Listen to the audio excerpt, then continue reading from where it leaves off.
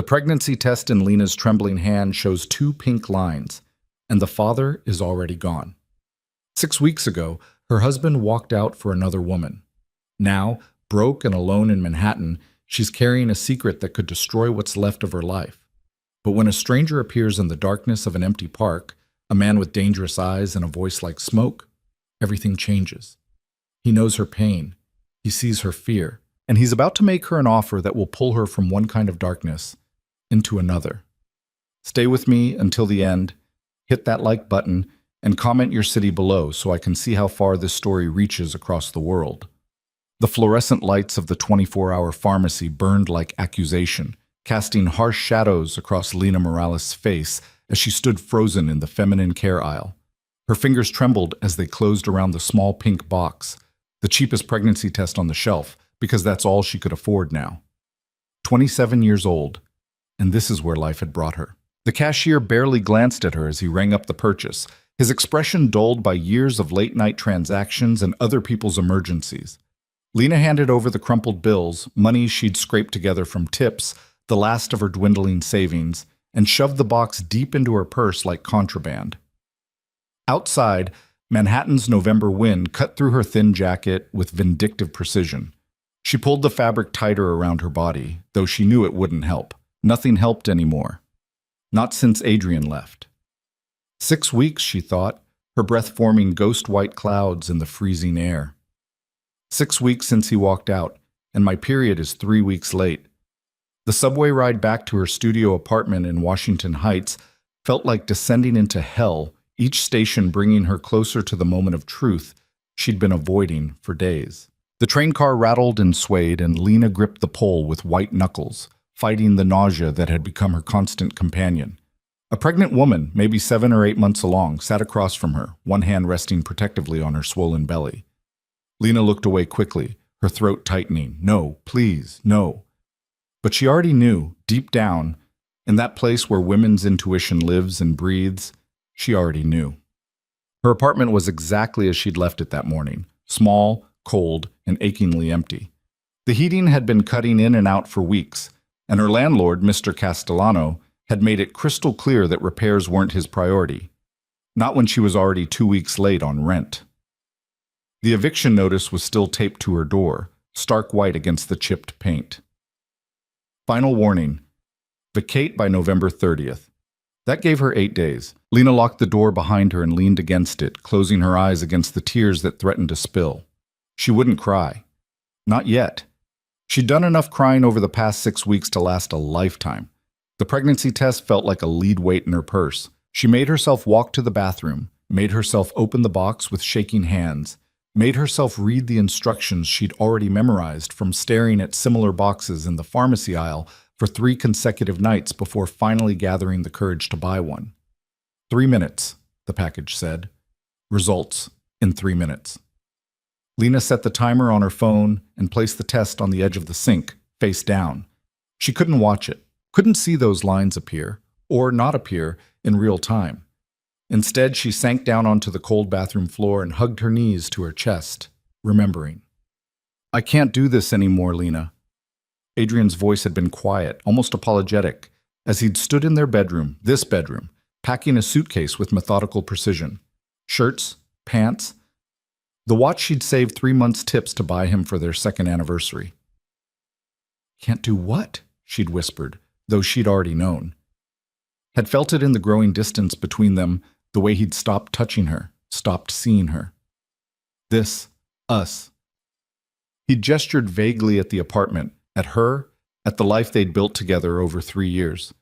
I'm not happy. So we'll work on it. We can go to counseling. We can... Emma's back in town. The name had landed like a physical blow. Emma Hartley, his high school sweetheart, the one who got away. She reached out to me a few months ago, Adrian had continued, still not meeting her eyes. We've been talking, and I realize now I never stopped loving her. A few months? Lena's voice had cracked. You've been talking to her for months? I'm sorry. But he hadn't sounded sorry. He'd sounded relieved. Free. I'm moving to Boston. She has a place there, and... Boston? Adrian, we're married. We made vows. Finally, he'd looked at her, really looked at her. and the emptiness in his eyes had been worse than anger, worse than hatred. I never should have married you, Lena. I see that now. You were safe, comfortable, but you're not her. Boo. He'd left that night, walked out with his suitcase and his car keys, and didn't look back. 2 days later, divorce papers arrived via FedEx, already filled out, just waiting for her signature.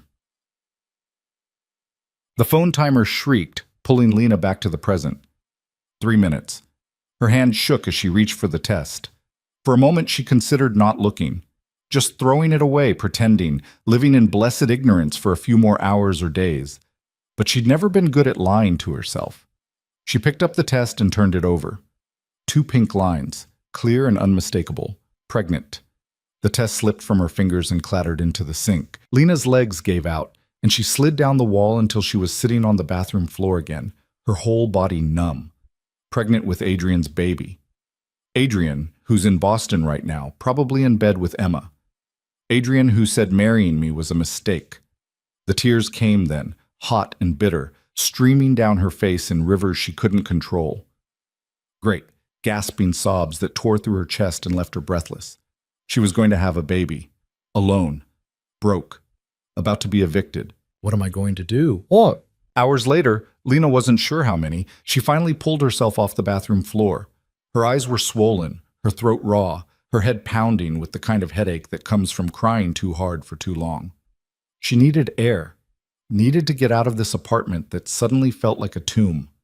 She grabbed her jacket and left, not bothering to lock the door. What did it matter?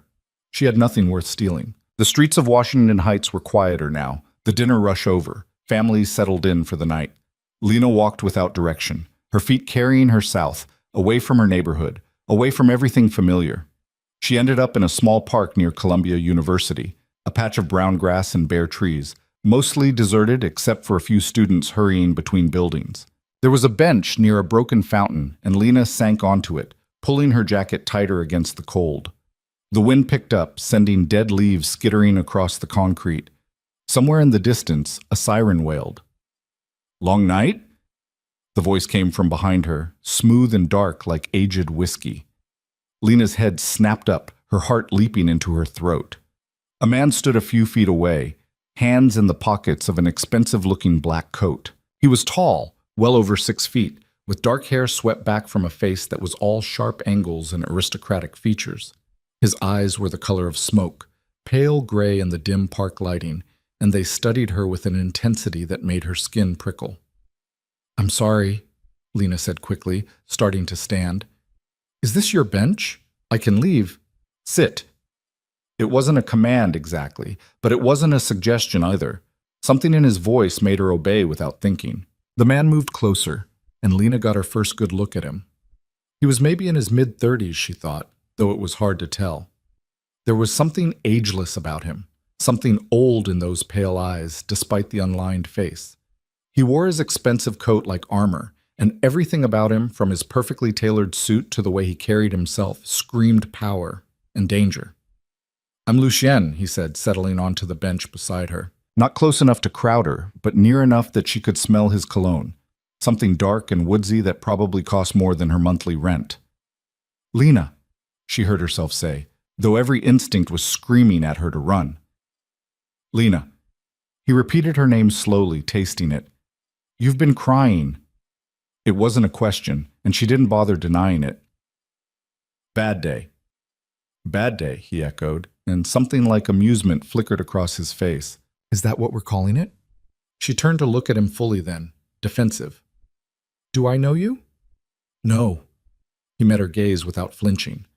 "But I know you." The word should have terrified her, should have sent her running. Instead, Lena found herself frozen, caught in the gravity of those strange gray eyes. "That's impossible," she whispered. "Is it?" Lucien tilted his head slightly, studying her like she was a puzzle he was in no hurry to solve. "You're Lena Morales, 27. Waitress at Marco's on 42nd Street. Your husband left you 6 weeks ago for a woman named Emma Hartley. You're 3 weeks late on rent, facing eviction, and..." His eyes dropped briefly to her still flat stomach. "You just found out you're pregnant." The blood drained from Lena's face. How do you... Who are you? I told you, I'm Lucien. He leaned back against the bench, perfectly relaxed, as if they were discussing the weather. And I've been watching you, Lena, for quite some time. She should run. She should scream. She should do anything except sit here on this cold bench with a stranger who somehow knew everything about her life. But she didn't move. Why? She managed. Because you interest me. Simple. Direct. The truth, or close enough to it. I saw you 3 months ago serving tables at Marco's. You smiled at everyone, made everyone feel special, even though I could see how tired you were, how alone. That's your job as a waitress, Lena said weakly. No. Lucien's voice was soft but absolute. That's who you are. You give, even when you have nothing left to give. You smile, even when you're breaking inside. You survive. Tears pricked at her eyes again. I don't feel like I'm surviving. I know. He was quiet for a moment, and when he spoke again, his voice held something that might have been sympathy, might have been something else entirely. Your husband is a fool. A bitter laugh escaped her. He's in love with someone else. That doesn't make him a fool. He walked away from something real for something easy. That makes him the worst kind of fool. Lucien's eyes hardened. And now you're alone carrying his child, with nowhere to go and no one to help you. I'll figure it out, Lena said, even though she had no idea how. I always do. Will you? He didn't sound convinced. Where will you go when Castellano evicts you in 8 days? Back to your family in Arizona? The family you haven't spoken to in 3 years because they told you not to marry Adrian? Her breath caught. How does he know that? Or maybe you'll try to find another apartment, Lucien continued relentlessly. Good luck with that, by the way. Even the worst studios in Washington Heights require first month, last month, and security deposit. That's what, $4,000 minimum? How much do you have in your bank account right now, Lena? 300? 400? Stop. Her voice broke. He did, immediately. The silence stretched between them, thick with unspoken things. Why are you doing this? Lena whispered finally. Why tell me all the ways I'm screwed? I'm not.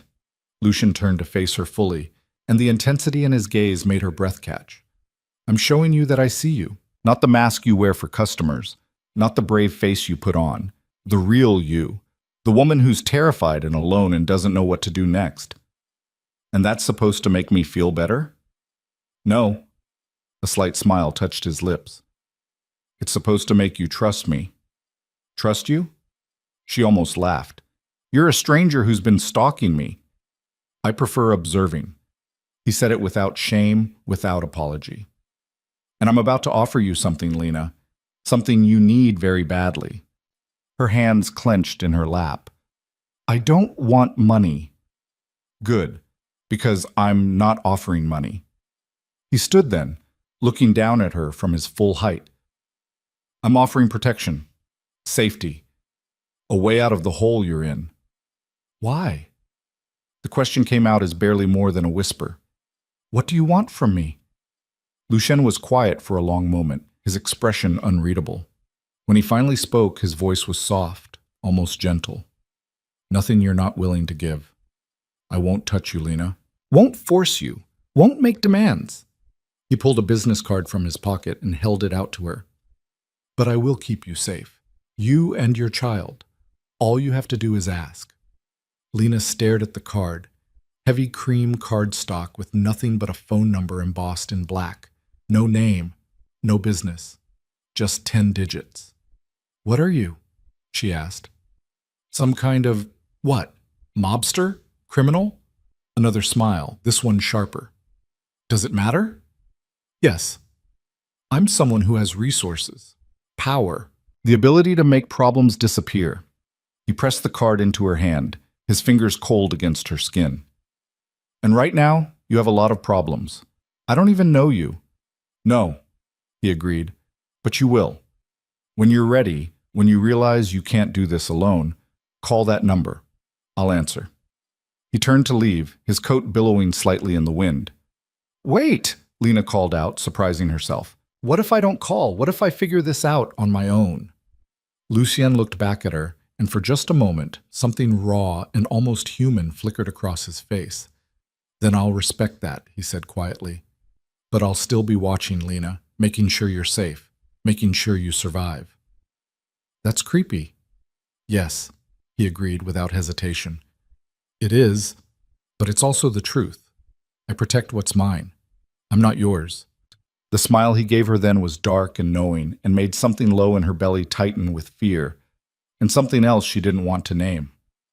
Not yet, Lucien said. But you will be. Then he was gone, disappearing into the shadows like he'd never been there at all. Lena sat alone on the bench for a long time, the business card burning in her hand like a brand. Around her, the park settled into deeper darkness, the wind carrying the promise of winter. She looked down at the simple card with its single phone number. When you realize you can't do this alone, his words echoed in her head, mixing with the memory of those 2 pink lines, the eviction notice, her empty bank account, the father of her child sleeping peacefully in Boston with another woman. I can do this alone, she whispered to the empty park. I have to. But even as she said it, she slipped the card into her pocket, just in case. The next 5 days passed in a haze of escalating desperation. Lena went to work at Marco's, smiled at customers, took orders, delivered food. Her tips were decent, they always were. But decent wasn't enough. Not anymore. She did the math obsessively, sitting at her tiny kitchen table with bills spread around her like tarot cards predicting doom. Rent, $1,400. Utilities, $150. Phone, $80. Food, $200 if she was careful. And now, doctor's appointments, prenatal vitamins. Eventually, baby supplies. The numbers didn't add up. No matter how she rearranged them, they never added up. On day 2, she called her mother in Arizona. The conversation lasted exactly 90 seconds. Pregnant? Lena, please tell me you're joking. I'm not joking, Mom. We told you not to marry that boy.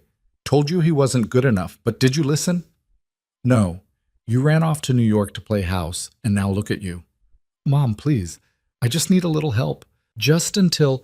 I'm sorry, Mija, but your father and we can't. We're barely making it ourselves, and after the way you cut us out of your life. The line went quiet for a moment. Then her mother's voice came back, softer, but no less final. You made your choices, Lena. Now you have to live with them. Click. Lena stared at her phone for a long time after that call ended, feeling something inside her crack just a little bit more. On day 3, she tried to find a second job. But every place that was hiring wanted availability she couldn't give. Full-time hours, night shifts, weekends. Nobody wanted a pregnant waitress who'd need time off in a few months. On day 4, she went to a clinic. Free pregnancy testing and initial consultation. The nurse was kind but brisk, going through the standard questions. Father involved? No. Family support? No. Financial resources? Lena had almost laughed at that one. No. The nurse had given her a sympathetic look and a folder full of information about state assistance programs, WS, food stamps, emergency housing, all of it helpful, none of it enough. On day 5, Mr. Castellano knocked on her door at 7 in the morning. Miss Morales? He was a short, round man with thinning hair and the emotional range of a parking meter. November 30th is in 3 days. I need to know, are you vacating, or do I need to start formal eviction proceedings? Lena had opened her mouth to answer, with what she didn't know, when a wave of nausea hit her so hard she had to grab the doorframe for support. Miss Morales?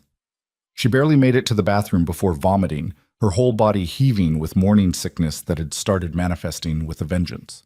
Behind her, she heard Castellano make a disgusted sound and shut the door. She spent the rest of that day curled up on the bathroom floor, too sick to move, too tired to care. That night, alone in her cold apartment, Lena pulled out Lucian's business card. The numbers seemed to shimmer in the dim light, almost mocking her. I protect what's mine. Not yet. But you will be. She turned the card over and over in her fingers, war raging inside her. Pride versus survival, independence versus desperation. What did she even know about him? He could be anyone, could want anything, could be dangerous in ways she couldn't begin to imagine. But then again, what did she have to lose? Her apartment? Already losing it. Her money? Already gone. Her dignity? Hard to lose what poverty and morning sickness had already stripped away. At 2 a.m., shaking with cold and fear, and something that might have been surrender, Lena picked up her phone. The call connected on the first ring. Lena. His voice was exactly as she remembered, smooth, dark, certain, like he'd been waiting by the phone, like he'd known she would call. I need help, she whispered. Silence. Then, I know. Where are you? Home. My apartment.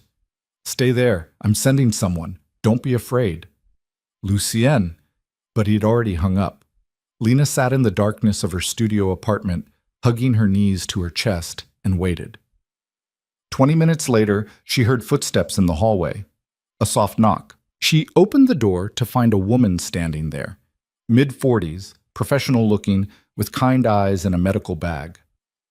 Miss Morales? I'm Dr. Sarah Chen. Mr. Moretti sent me. Mr. Moretti? Lucienne, the doctor clarified with a small smile. May I come in?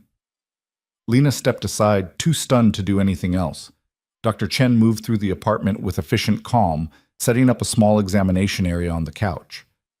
I understand you're approximately 8 weeks pregnant. Have you had any prenatal care yet? I went to a clinic yesterday. They confirmed it. Good. Let's take a look, shall we? The examination was thorough but gentle. Dr. Chen checked her blood pressure, drew blood, did an ultrasound with a portable machine she'd brought with her.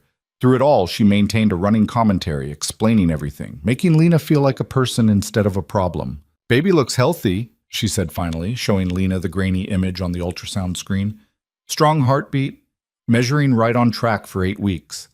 Lena stared at the tiny flicker on the screen, her baby's heartbeat, and felt tears slide down her face. It's real, she whispered. Very real. Dr. Chen squeezed her hand. And you're going to be okay, Lena. Mr. Moretti is going to make sure of it. After the doctor left, leaving behind prenatal vitamins, anti-nausea medication, and a folder full of information, Lena sat alone in the silence. 10 minutes later, another knock. This time it was a man in an expensive suit carrying several bags. Delivery for Miss Morales, he said, handing them over without waiting for a signature. Food, fresh fruit, vegetables, proteins, whole grain bread. Real food, not the ramen and canned soup she'd been surviving on. Another bag held a space heater, another thick blankets.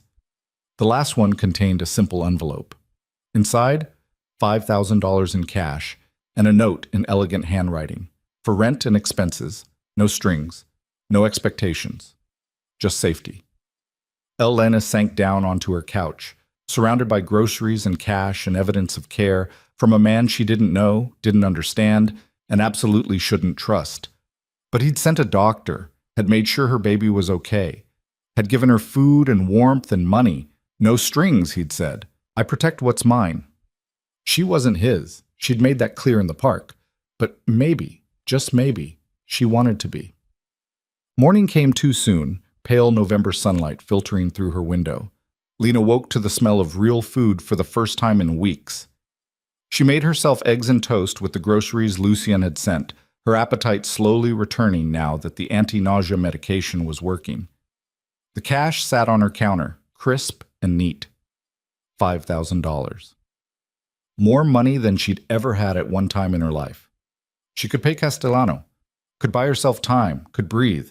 But first, she needed answers. She picked up her phone and dialed the number on the business card. Good morning, Lucienne answered. No surprise in his voice. He'd been expecting this call, too. Thank you, Lena said simply. For the doctor, the food, the money. You're welcome. But I need to understand something. Why are you doing this? What do you want? A pause. Then, would you have dinner with me tonight? I'll answer all your questions, but I'd rather do it in person. Every warning bell in her head went off. Dinner with a stranger, a powerful stranger who knew too much and gave too freely. Where? She heard herself ask. I'll send a car at 7. Wear whatever makes you comfortable. This isn't a seduction, Lena. It's a conversation. And if I say no, then I respect that. But you'll still have the money, still have my protection. Whether you have dinner with me or not doesn't change what I'm offering. That, more than anything, made her decision. 7 o'clock, Lena said. Okay. I'll see you tonight. The line went dead and Lena sat staring at her phone, wondering what she'd just agreed to, and why, despite everything, she was looking forward to it. The black car arrived at exactly 7 o'clock, sleek and expensive, idling at the curb like a patient predator. Lena watched it from her window, her heart hammering against her ribs as a driver in a dark suit stepped out and opened the rear door. She'd changed clothes 3 times, finally settling on the only dress she owned that still fit properly, a simple navy blue sheath that she usually wore to job interviews. Her makeup was minimal, her dark hair pulled back in a neat bun. Professional, controlled, like she had any control over what was happening to her life. The driver nodded politely as she approached. Miss Morales, I'm Thomas. Mr. Moretti is waiting. Lena slid into the back seat, the leather cool against her legs. The interior smelled like expensive cologne and possibility. Thomas closed the door with a quiet click and returned to the driver's seat. Where are we going? She asked as the car pulled smoothly into traffic. Maria, Thomas said. Central Park South. Lena's stomach dropped. Maria. She'd walked past it 100 times, one of those restaurants where entrees started at $60 and the wait list was months long. The kind of place where Adrian had promised to take her for their anniversary, but never did because it was too expensive. The kind of place where a man like Lucien probably ate every night. The drive took 20 minutes, Manhattan sliding past in a blur of lights and movement. Lena watched the city transform as they headed south. Her neighborhood's scrappy resilience giving way to Midtown's polished grandeur. By the time they pulled up to the restaurant, her hands were shaking. Thomas opened her door, offering his hand to help her out. Mr. Moretti is inside, table by the window. The restaurant's interior was everything she'd imagined. Intimate lighting, cream-colored walls, tables dressed in pristine white linens. A hostess in elegant black greeted her immediately. Miss Morales? Right this way? Lucien sat at a corner table overlooking Central Park, backlit by the city lights that turned the darkness into something almost magical. He stood as she approached, and Lena was struck again by how he commanded space, tall, perfectly tailored, radiating the kind of power that made people step aside without thinking. Lena. He pulled out her chair himself, a gesture so old-fashioned it should have felt awkward. Instead, it felt strangely natural. You look beautiful. You look dangerous, she said before she could stop herself. His laugh was low and genuine. Fair enough. He settled back into his own chair, those pale gray eyes studying her with unnerving focus. Are you hungry? Starving, actually. The anti-nausea medication was working miracles. For the first time in weeks, the thought of food didn't make her stomach revolt. Lucien gestured to the waiter, who appeared instantly. We'll start with the crudo and the burrata. For the main, what appeals to you? Lena scanned the menu, trying not to let her eyes widen at the prices. The halibut sounds good. 2 halibuts then, and water for the lady. Sparkling or still? Still, please. And a Barolo for me. Lucien handed back the menus, dismissing the waiter with a subtle nod. Silence settled between them, not quite comfortable but not hostile either. Lena folded her hands in her lap to keep them from trembling. You said you'd answer my questions, she started. I did. Ask. Who are you? Really? Lucien leaned back in his chair, swirling the wine that had been poured with practiced ease. Lucien Moretti, 36 years old. Born in Brooklyn to a family that understood power and how to keep it. I run several businesses, import/export, real estate, private security. All legitimate, if that's what you're worried about. Is it legitimate? Mostly. He didn't look away, didn't flinch from the truth. I operate in gray areas sometimes. But I'm not a criminal, Lena. I don't hurt innocent people. I don't traffic in anything that causes real harm. But you do hurt people. People who deserve it. His voice went cold for just a moment. People who prey on the weak, who take advantage, who think money or connections put them above consequences. The food arrived, beautifully plated, and Lena forced herself to take a bite. The fish melted on her tongue, perfectly seasoned, better than anything she'd tasted in months. "Why me?" she asked when the waiter had retreated. "You said you saw me at the restaurant 3 months ago, but that doesn't explain why you started watching me, why you care." Lucien was quiet for a long moment, his expression unreadable. "Do you believe in recognition?" he asked finally. "In seeing someone and just knowing they matter?" "That sounds like a line." "It does," he agreed. "But it's also the truth. I saw you serving tables, smiling even though you were exhausted. Even though your husband was already pulling away from you. Yes, I could see it even then. The way he'd come pick you up sometimes and barely look at you. The way you tried so hard to make him see you." Lena's throat tightened. "You saw all that?" "I see everything, Lena. It's what I do, what I'm good at." He set down his fork, giving her his full attention. "And what I saw was a woman who gave everything to people who gave nothing back. A woman who deserved better but had been convinced she didn't. You don't know anything about me." "Don't I?" His voice was soft but unyielding. "Your mother calls you Mija, but hasn't supported you in 3 years because you made your choices. Your father works construction and hasn't forgiven you for marrying outside their plans for you. You have a sister named Carmen who sends you occasional texts asking how you are, but never offers real help because she's too wrapped up in her own family." Lena's hands clenched in her lap. "How do you know all that?" "Because I made it my business to know. When I decide to protect someone, I do it thoroughly." "I didn't ask for your protection 3 months ago." "No, but you needed it anyway." Lucien's eyes held hers. "Adrian was already cheating on you by then, you know. Not just talking to Emma. They'd slept together at least twice before he finally worked up the courage to leave."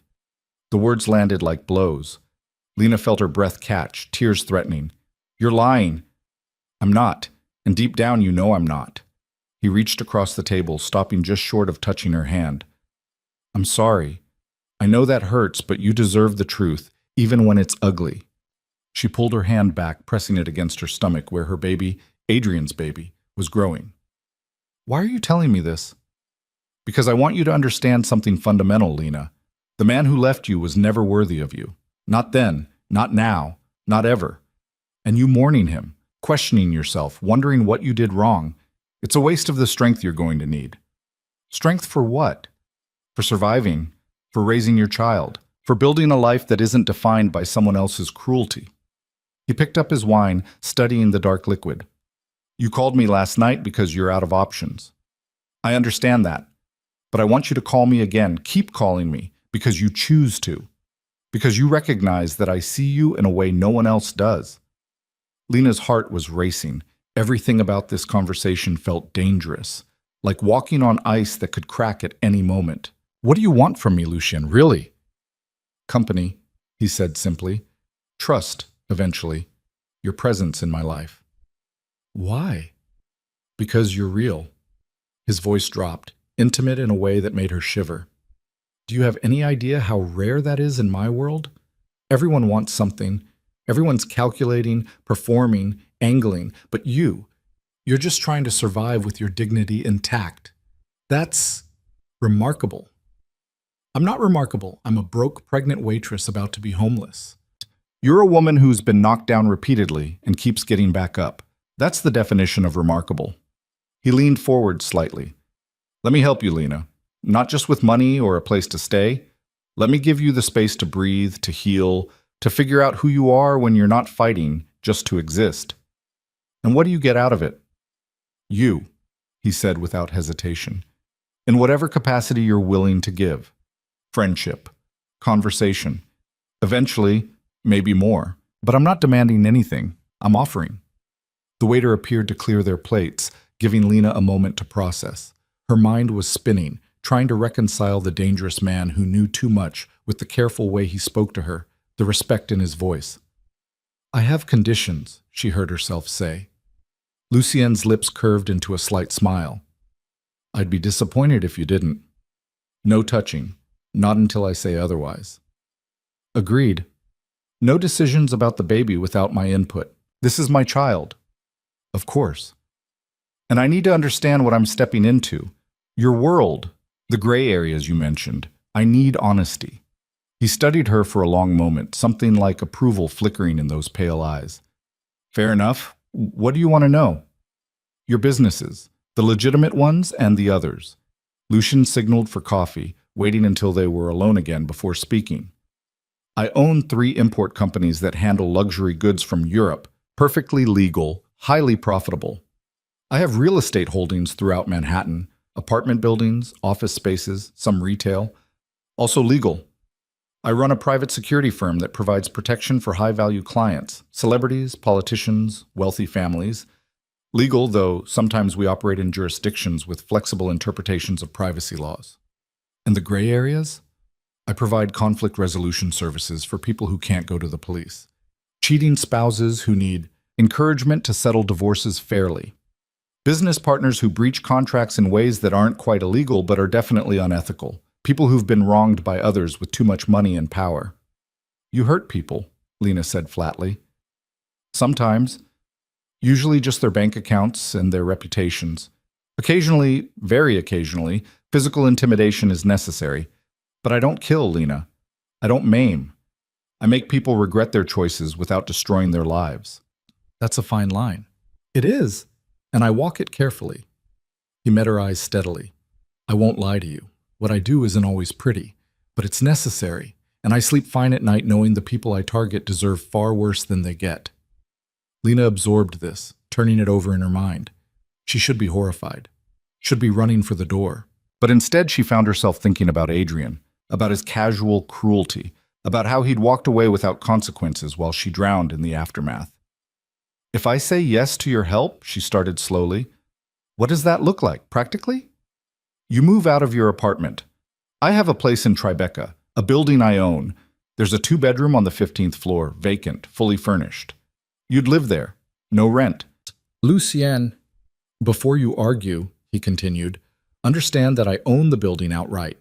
You living there costs me nothing, and you having a safe, warm place to raise your child benefits both of us. How does it benefit you? Because you'll be close, safe, accessible when you need help or just want company. He paused. And because knowing you're taken care of lets me focus on other things without constantly worrying about you being evicted or going hungry. You barely know me.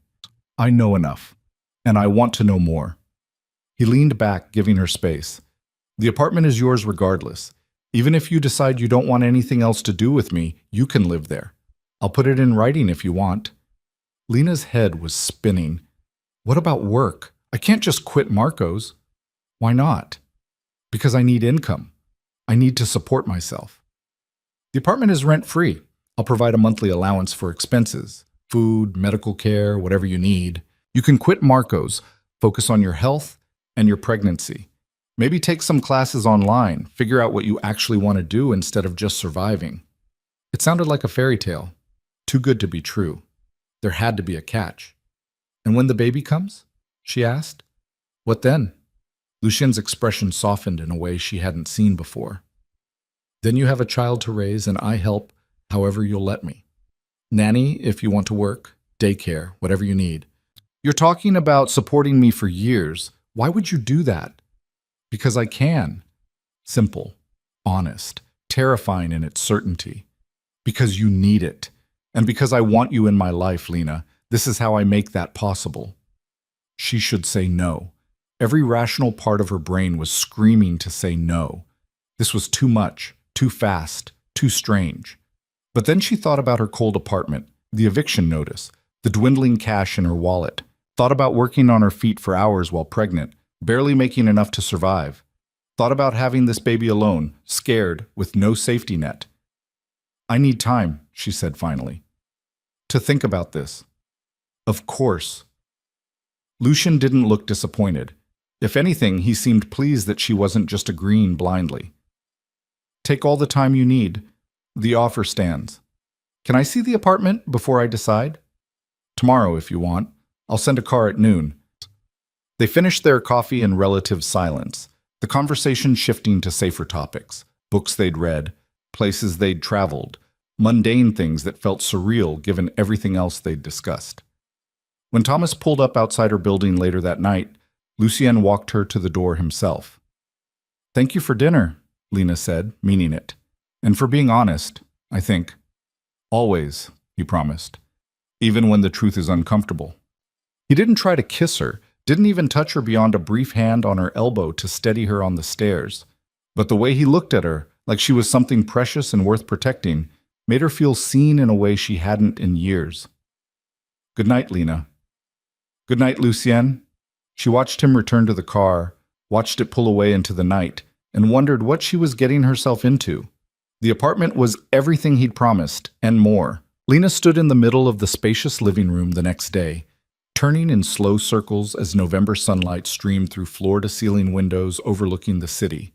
2 bedrooms, 2 bathrooms, a kitchen with marble countertops and appliances that looked like they'd never been used, hardwood floors, crown molding, the kind of place she'd only ever seen in magazines. The master bedroom has an ensuite, Lucian was saying, leading her down the hall, and the second bedroom would work perfectly as a nursery. The nursery was painted a soft cream, empty but full of potential. Lena imagined a crib in the corner, a changing table against the wall, shelves full of books and toys. Her baby's room. There's building security 24/7, Lucian continued. Doorman, cameras, the works. You'd be safe here, Lena. She turned to face him, the strange man who was offering her everything. Why does it feel like I'm selling my soul? Because you've been taught that accepting help means losing yourself. His voice was gentle but firm. But it doesn't. Not if the help comes without conditions. There are always conditions. Not with me. Not about this. He pulled an envelope from his jacket pocket. I had my lawyer draw this up last night. Lease agreement putting this apartment in your name for 5 years rent-free. No clauses about our relationship status. No strings. You could tell me to get lost tomorrow, and you'd still have this place. Lena took the envelope with shaking hands, scanning the legal document inside. It was exactly as he'd described, straightforward, protective of her rights, no hidden clauses. I don't understand you, she whispered. I know, but you will. He moved toward the door, giving her space. Take your time. Walk through the apartment. Imagine living here. When you're ready, Thomas is downstairs to take you wherever you want to go. Lucienne, she called as he reached the door. What if I say yes? What happens then? He turned back, and the smile he gave her was warm and just a little bit dangerous. Then we figure out what comes next. Together. After he left, Lena spent an hour exploring every corner of the apartment. She ran her hands along the granite countertops, tested the water pressure in the showers, stood at the windows watching the city pulse with life below. She imagined waking up here every morning, imagined her baby taking first steps across these floors, imagined safety, stability, a future that didn't involve constantly scrambling just to survive. And she imagined Lucian, his steady presence, his careful protection, the way he looked at her like she mattered. It terrified her. But it also felt like the first real breath she'd taken in months. Her phone rang. Unknown number. Hello? Lena, it's Adrian. The world tilted sideways. She gripped the kitchen counter for support, her heart suddenly racing. How did you get this number? I called your work. Marco gave it to me. He sounded nervous, uncertain, not at all like the confident man who'd walked out on her 6 weeks ago. We need to talk. We have nothing to talk about. You left. You made your choice. I know, and I'm sorry. Emma and I, it's not working out the way I thought. She's different than I remembered, more demanding, less what? Less willing to worship you. Bitterness dripped from Lena's voice. I don't care about your problems, Adrian. Please just hear me out. I miss you. I miss us. What we had was you slowly checking out of our marriage while I tried desperately to make you stay. That's not something to miss. Lena, come on. We were good together. We can be good again. She thought about telling him, about the baby, the pregnancy, the fact that he was going to be a father whether he wanted to be or not. But something stopped her. Some instinct for self-preservation that had been dormant for years suddenly roaring to life. I don't want to be good with you again, she said clearly. I want you to leave me alone. You don't mean that. I absolutely do. Don't call me again, Adrian. Don't contact me. We're done. She hung up before he could respond, her hands shaking so hard she nearly dropped the phone. He missed her. Now. After weeks of silence, after running off with his perfect Emma, after destroying everything they'd built. Now he missed her. And maybe, a month ago, that would have been enough. She would have been so desperate for his affection, his attention, that she'd have taken him back just to not be alone. But standing in this beautiful apartment, thinking about Lucien's careful protectiveness and genuine respect, Adrian's words felt hollow, empty, a pale imitation of what real care looked like. She pulled out her phone and dialed the number on Lucien's business card. He answered immediately. "Lena." "I'll take the apartment," she said. "I'll accept your help." A pause. Then quietly, "Thank you for trusting me." "I don't trust you. Not yet." Honesty felt important. "But I trust myself, and I know I can't do this alone anymore. That's enough." She could hear the smile in his voice. "That's more than enough." They made plans for her to move in over the next week. Lucien arranged for movers, helped her give notice to Castellano, handled every detail with the kind of efficiency that spoke to vast resources and absolute control. Her last shift at Marco's was on a cold Thursday night. Her coworkers threw her a small going-away party in the kitchen, cake and well-wishes and promises to stay in touch that they both knew would fade within months. "You're really leaving?" Marco himself came to say goodbye. The stocky Italian who'd given her a job 3 years ago when she'd been desperate for work. "I am. Thank you, Marco, for everything." He studied her with knowing eyes. "This man who's been sending cars for you, he's treating you right?" "He is." "Good. You deserve that." He pressed an envelope into her hand, her final paycheck plus what felt like extra. "You ever need anything, you call me. Capisce?" "Capiche," Lena agreed, blinking back tears. Moving day arrived with the kind of gray December rain that made everything feel melancholy. Lena watched as efficient movers packed up her meager belongings, clothes, books, a few kitchen items. Everything she owned fit in the back of a single truck. She took one last look at the apartment that had been her home for 3 years. The place where she'd started her marriage full of hope and ended it full of heartbreak. The walls held ghosts of arguments and reconciliations, of laughter and tears, of a life that no longer existed. "Goodbye," she whispered to the empty rooms. The Tribeca apartment felt like stepping into a different world. Her few possessions looked lost in all that space, like a child's toys scattered in an adult's home. But Lucien had already filled the kitchen with groceries, stocked the bathroom with toiletries, left fresh flowers on the dining table. "Welcome home," a note read in his elegant handwriting. "Take your time settling in. I'm here if you need anything. L." That night, Lena cooked herself dinner in a kitchen that worked perfectly, showered in a bathroom with endless hot water, and slept in a bed so comfortable she felt guilty. The building's sounds were different, quieter, more refined. No shouting neighbors, no sirens wailing past, no radiators clanking in the night. Just peace, silence, safety. She placed her hand on her still flat stomach, talking to the baby she couldn't yet see. "It's just you and me," she whispered into the darkness. "We're going to be okay. I promise." And for the first time in months, she actually believed it. The next few weeks fell into a rhythm that felt almost surreal in its calm. Lena spent her days resting, reading, exploring her new neighborhood. She had a standing appointment with Dr. Chen every week, watching her baby grow on ultrasound screens, hearing that strong heartbeat that never failed to make her cry.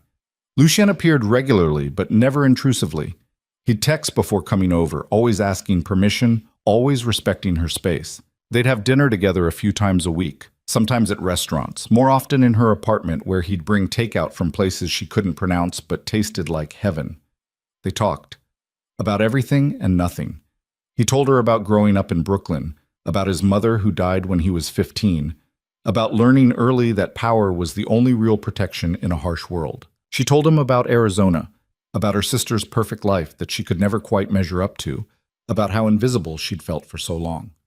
He never touched her beyond the occasional steadying hand on her elbow, never pushed for more than she offered, just showed up, consistent and solid, proving through action that his promises weren't empty. "You don't have to keep feeding me," Lena said one evening as they sat on her couch with Thai food spread between them. "I can cook for myself." "I know you can, but I like having dinner with you." He glanced at her over his curry. "Is it making you uncomfortable?" No, it's just strange. Good strange, but strange. I'll take good strange. His lips curved into that slight smile she was starting to recognize. How are you feeling? Physically? Better. The nausea is mostly gone. I'm tired all the time, but Dr. Chen says that's normal. Are you sleeping okay? Mostly. She hesitated. Sometimes I have nightmares. About Adrian. About being alone. Lucien's expression darkened. You're not alone. I know. Intellectually, I know, but fear doesn't listen to logic. He was quiet for a moment, then, would it help if I stayed? Not in your room, he added quickly, but in the guest room, just so you know someone's here. It was a dangerous offer, a line that once crossed would change their dynamic fundamentally. Lena knew she should say no, should maintain boundaries, should protect herself. Yes, she said instead. That would help. That night, Lucien slept in her guest room while Lena lay in her own bed, strangely comforted by his presence down the hall. She didn't have nightmares, slept better than she had in weeks. And when she woke to find him making coffee in her kitchen the next morning, dressed in slacks and an untucked white shirt, looking rumpled and human and unexpectedly domestic, something in her chest tightened with warmth. Good morning, he said, handing her herbal tea. Sleep well? I did, actually. She accepted the mug, their fingers brushing briefly. Thank you for staying. Any time. And the way he said it made it clear he meant it literally. It became routine. He'd stay over a few nights a week, always in the guest room, always proper. They'd have breakfast together, talk about their plans for the day, exist in each other's orbit like it was the most natural thing in the world. Lena felt herself softening toward him, felt the walls she'd built around her heart starting to crack, letting in light she hadn't realized she'd been missing. And then, 3 weeks after she'd moved in, Adrian showed up at her door. The doorbell rang at 2 in the afternoon on a Tuesday, cutting through the quiet of Lena's reading time. She set down her book, a thriller she'd been enjoying from the building's small library, and padded to the door in bare feet, expecting a package delivery. The security camera screen showed Adrian standing in the hallway, looking nervous and determined in equal measure.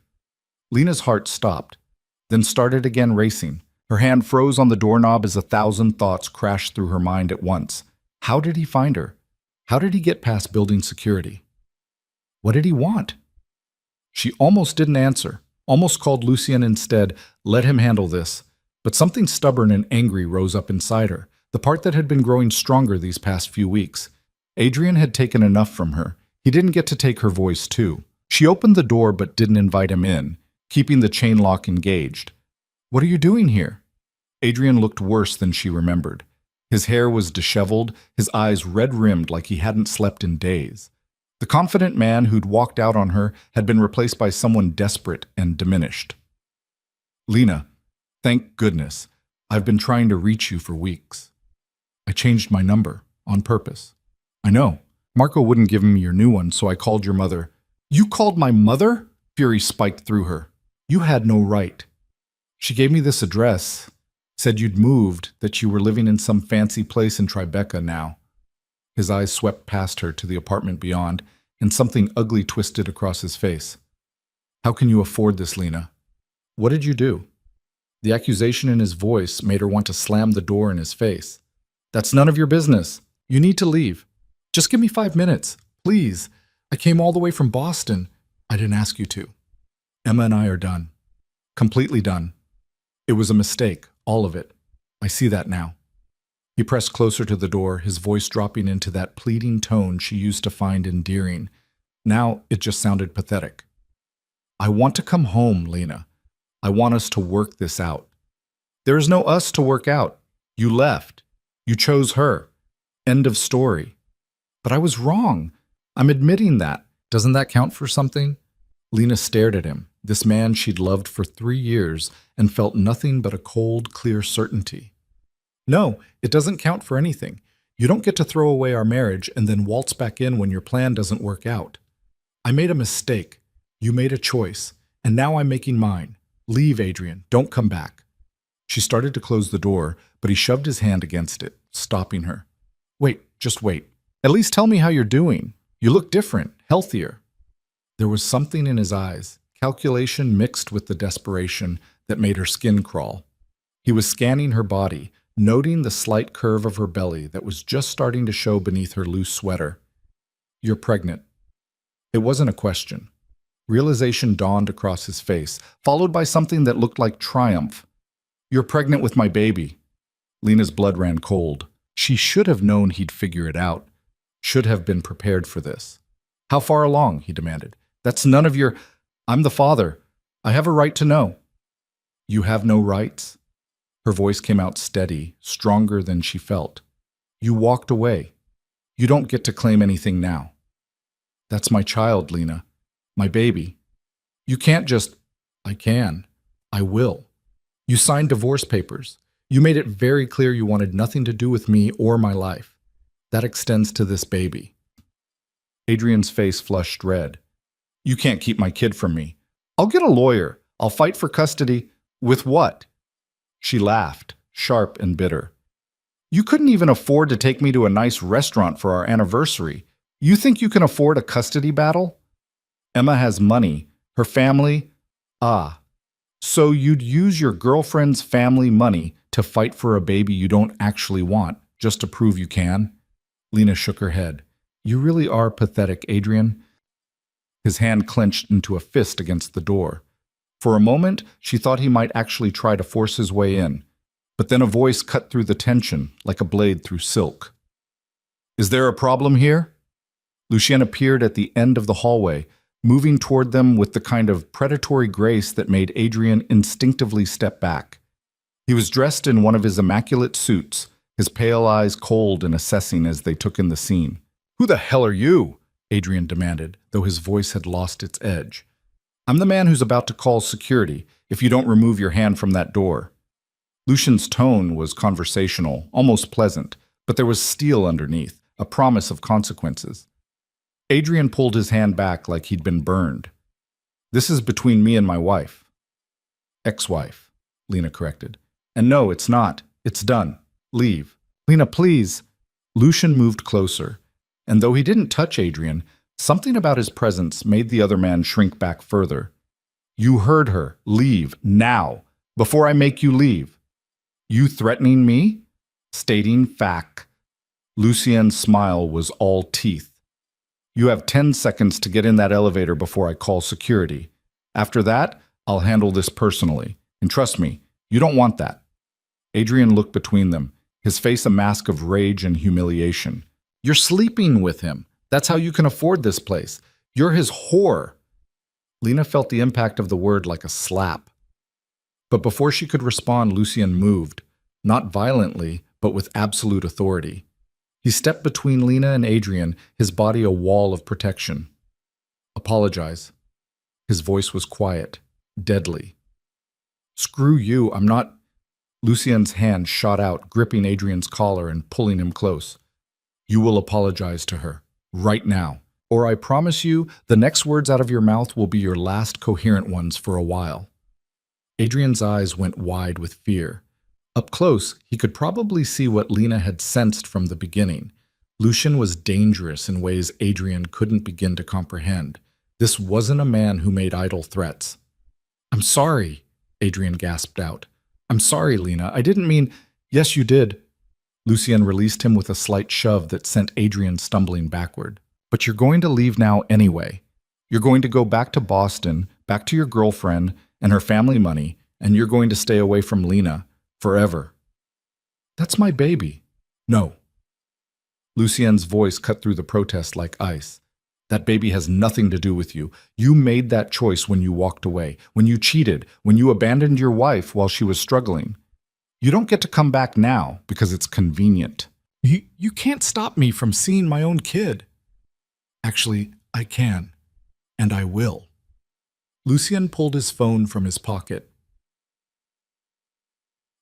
pulling up something on the screen and turning it toward Adrian. "Would you like to see the evidence I have of your affair with Emma Hartley? Started 4 months before you left Lena, not 6 weeks after like you claimed. Hotel receipts, restaurant charges, text messages that are, let's say, explicit." Adrian's face went white. "How did you—" I make it my business to know things, especially when it concerns people I care about. Lucian pocketed the phone. Now, you have two choices. Walk away clean, sign away any parental rights when the paperwork arrives, and go live your life. Or fight this and have every dirty detail of your affair dragged through court. Your choice, but choose quickly. Lena watched Adrian's face cycle through emotions: rage, fear, calculation, defeat. She'd never seen him like this, diminished and desperate. Part of her felt satisfaction. Most of her just felt tired. I knew, she said quietly. Both men turned to look at her. When you came to get your stuff, you said you'd been talking to Emma for a few months. But I knew it was more. I could feel it. The way you'd hide your phone, come home late, smell different. Lena, I knew. And I still tried to make you stay, still begged you to go to counseling, still acted like it was somehow my fault you were cheating. She straightened her shoulders, one hand resting protectively on her belly. That's the woman you're trying to guilt trip right now. The one who loved you so much she was willing to ignore your betrayal. And you know what? She doesn't exist anymore. What happened to you? Adrian's voice was barely a whisper. I woke up, and I realized I deserve better than someone who sees me as safe and comfortable, who treats me like a consolation prize. She looked at Lucian, then back at Adrian. So yes, sign the papers. Give up your rights. Because this baby deserves better too. Deserves someone who actually wants them, who'll show up and be present. And that's not you. Adrian stood there for a long moment, broken and defeated. Then he turned and walked toward the elevator without another word. Lucien watched until the doors closed behind him, then pulled out his phone and made a call. Marka, Adrian Walker just left the building. Make sure he doesn't come back. Alert all security personnel. He's not welcome on the premises. Ever. A pause. Thank you. He ended the call and turned to Lena, his expression softening. Are you okay? I don't know. She was shaking, she realized, trembling from head to foot with adrenaline and emotion. How did you know to come? Building security called me when someone insisted on coming up without being announced. Said they were your husband. Lucian's jaw tightened. I was 3 blocks away. Got here as fast as I could. You told security to call you? I told them to call me if anyone tried to force their way to you. Yes. He didn't look apologetic. After you mentioned Adrian called you, I knew he might try to find you. I wasn't taking chances. Lena should have felt angry about him monitoring her security. Should have felt controlled, manipulated. Instead, she just felt grateful, safe. Thank you, she whispered. Lucien stepped closer, and for the first time he reached out and touched her, a gentle hand on her shoulder, grounding and warm. You were incredible. The way you stood up to him. I'm proud of you. Something inside her cracked at those words. When was the last time someone had been proud of her? Had seen her strength instead of just her struggle? The tears came without warning, hot and overwhelming. Lucien's arms came around her immediately, pulling her against his chest as she sobbed. He didn't try to shush her or tell her it was okay, just held her, one hand stroking her hair, letting her fall apart in the safety of his presence. He knew, she gasped between sobs, about the baby. He knew, and he didn't care until it became convenient. I know, I'm sorry. He called me a whore. Lucien's arms tightened around her. He's wrong. He's a small, cruel man who can't stand seeing you happy without him. His words mean nothing. Then why do they hurt so much? Because you're human. Because you loved him once. Because words carry weight, even when they shouldn't. He pulled back slightly, tilting her face up to meet his eyes. But you are not what he called you. You're strong and brave, and you're building a life for yourself and your child. That takes more courage than he'll ever have. She wanted to believe him, wanted to feel as strong as he seemed to think she was. But right now, she just felt broken. Can you stay? She asked, her voice small. Not just tonight. Can you stay for a while? I don't want to be alone. I'll stay as long as you need me. He wiped the tears from her cheeks with his thumbs, the gesture achingly tender. Days, weeks, months. However long it takes for you to feel safe again. That night, Lucien stayed. Not in the guest room this time, but on the couch in the living room, close enough that Lena could see him from her bedroom door. Close enough to know she wasn't alone. She woke twice from nightmares. Adrian's face twisted in rage, his hands reaching for her, claiming her baby. Both times, she found Lucien awake, reading by lamplight, immediately alert when he heard her stir. "Just a dream," he'd say quietly. "You're safe. I'm here." By the third night, the nightmares had eased. By the end of the week, Lena found herself actually sleeping through the night. Lucien became a constant presence. He worked from her apartment sometimes, his laptop set up at her dining table while she read or watched TV. They fell into an easy domesticity that should have felt strange, but instead felt natural. He'd make coffee while she made breakfast. She'd fold his shirts when they came back from the dry cleaner he had delivered to her place. They'd have dinner together every night, talking about everything and nothing. "Tell me about your mother," Lena said one evening as they ate pasta she'd attempted to make from scratch. "You said she died when you were 15?" Lucien was quiet for a moment, swirling wine in his glass. "Cancer, ovarian. She fought it for 2 years before it finally took her." "I'm sorry." "So am I." His smile was sad. "She was the only person who ever made me feel like I could be more than what the neighborhood expected. More than muscle and anger. She wanted me to go to college. Become a lawyer maybe. Something legitimate." "What happened instead?" "My father died 6 months after her. Heart attack. Stress probably. And I was alone at 16 with no money and a lot of anger. Got involved with some people who saw potential in that anger. Learned how to use it, how to control it, how to make it profitable." "Do you regret it?" "Sometimes. But it made me who I am. Gave me the resources to help people like you." He met her eyes across the table. "So no, I don't regret the path. Just wish my mother could have seen that I found my own way to be legitimate. Different than she imagined, but not wrong." Lena reached across the table, taking his hand for the first time. His fingers closed around hers, warm and solid. "She'd be proud of you, I think, for the man you've become." "What makes you say that?" "Because you use your power to protect people, to make things right when the system fails them. That's not so different from being a lawyer, just more direct." His laugh was surprised and genuine. "I've never thought of it that way."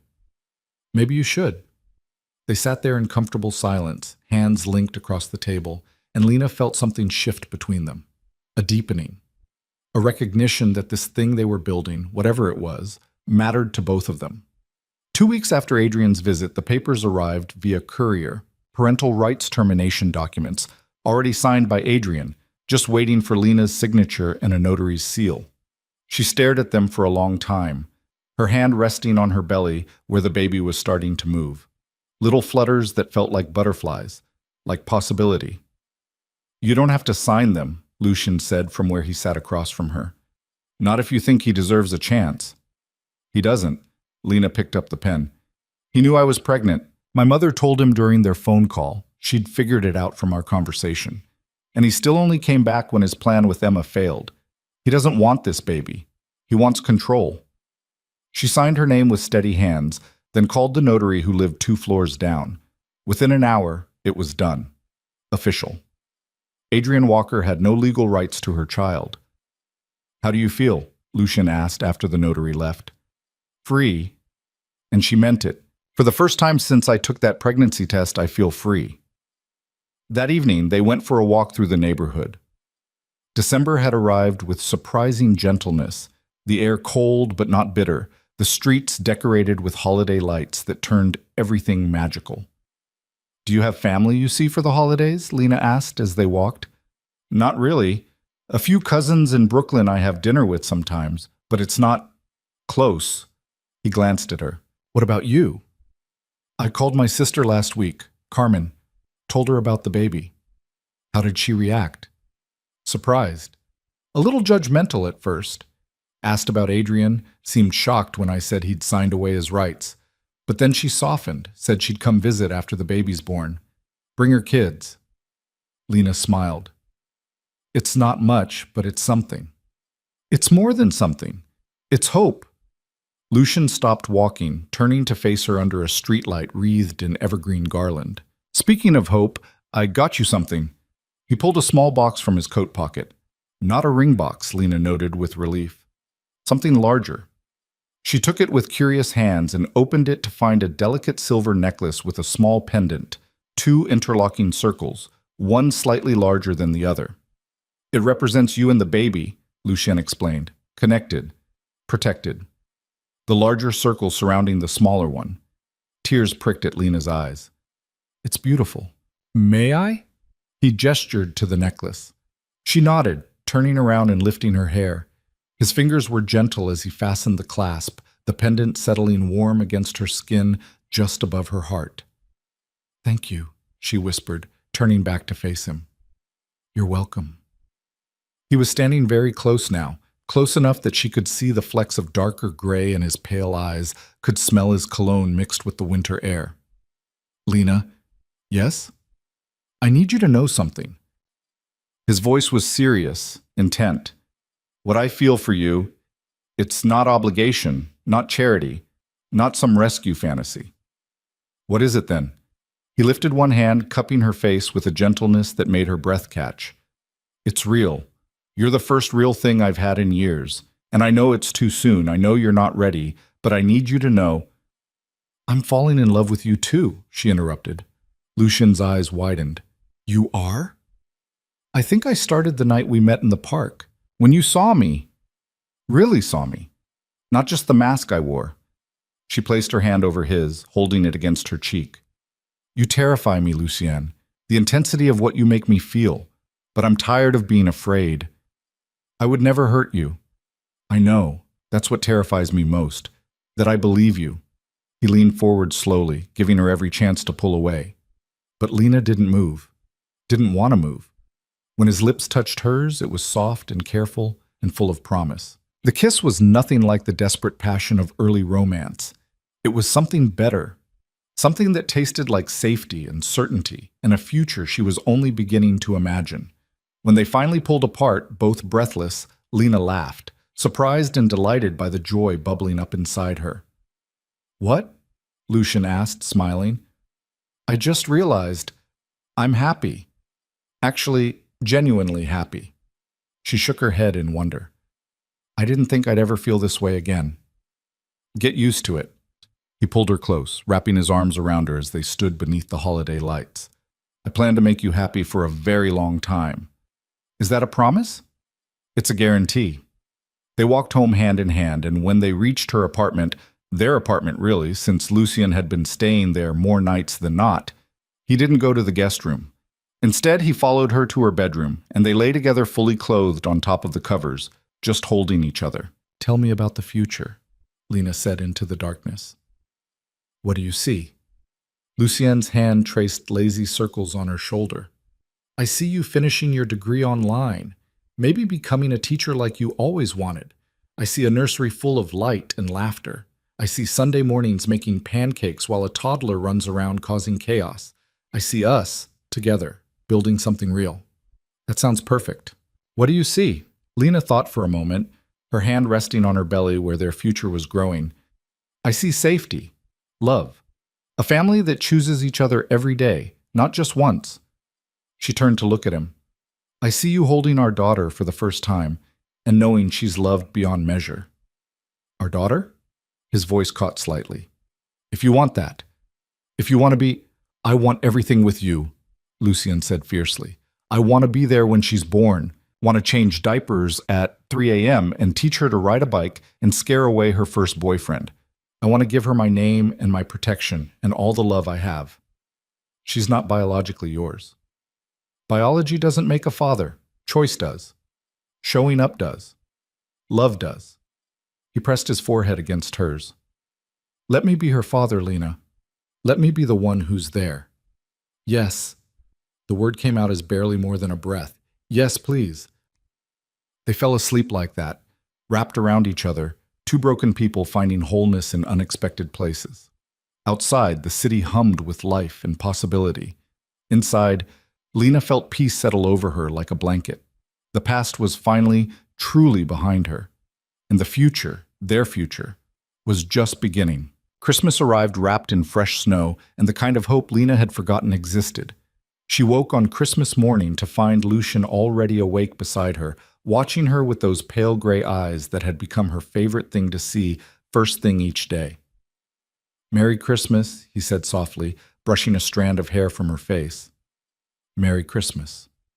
She stretched, her hand automatically going to her belly, where the baby was more active now, moving and kicking with increasing frequency. At 18 weeks, she was undeniably showing, her body changing in ways that should have terrified her, but instead filled her with wonder. "I have something for you," Lucien said, sitting up and reaching for the nightstand. "We said no gifts." I lied. He handed her a small wrapped box, and Lena's heart skipped. This time it was ring-sized. Her hands trembled as she opened it, revealing not an engagement ring, but something even more meaningful, a key on a simple silver chain. "It's to my place," Lucien explained. "The penthouse on the top floor. I want you to have access to everything I have, Lena. My home, my life, all of it." She turned the key over in her fingers, understanding the symbolism. "You're giving me the ability to walk into your world whenever I want. I'm giving you the choice to be part of it. No pressure, no expectations, just an open door." He took her hand. "But I'm hoping you'll use it. Maybe even consider moving up there with me. More space for the baby, better view, and I'd get to wake up next to you every morning officially instead of just camping out here." Lena laughed through sudden tears. "You're not camping out. You basically live here already." "Exactly. So why not make it official? Move in with me. Let me take care of you both properly." "I have a gift for you too," she said instead of answering, reaching into her own nightstand drawer. "It's not as grand as a penthouse key, but..." She handed him a small photo in a simple frame. The ultrasound from her last appointment, but this one was special. Clear enough to show features, to see the baby's profile, tiny hands, perfect little feet. "That's our daughter," Lena whispered. "Dr. Chen confirmed it last week. I wanted to wait to tell you in person." Lucien stared at the image, his expression transforming into something raw and vulnerable. A girl. A girl. Healthy and strong and growing perfectly. She placed her hand over his. "I've been thinking about names. What do you think of Sophia?" "Sophia," he repeated, testing it. "What does it mean?" "Wisdom. I looked it up, figured she'll need wisdom growing up with us." Lena smiled. "Sophia Rose. Rose was my grandmother's name, the only family member who ever really understood me. Sophia Rose Moretti." Lucien said it like a prayer, like a promise. Then his eyes widened. "Wait, Moretti? If you still want that, if you still want to be her father." He set the ultrasound picture down carefully and pulled Lena into his arms, holding her so tight she could feel his heart racing against her chest. "I want that more than anything. I want to give her my name, my protection, everything I have." "Then she's yours." Lena pulled back to look at him. "And so am I. Yes, I'll move in with you. Yes, I'll let you take care of us. Yes, to all of it." The kiss he gave her was different from their previous ones, deeper, more certain, full of commitment and future.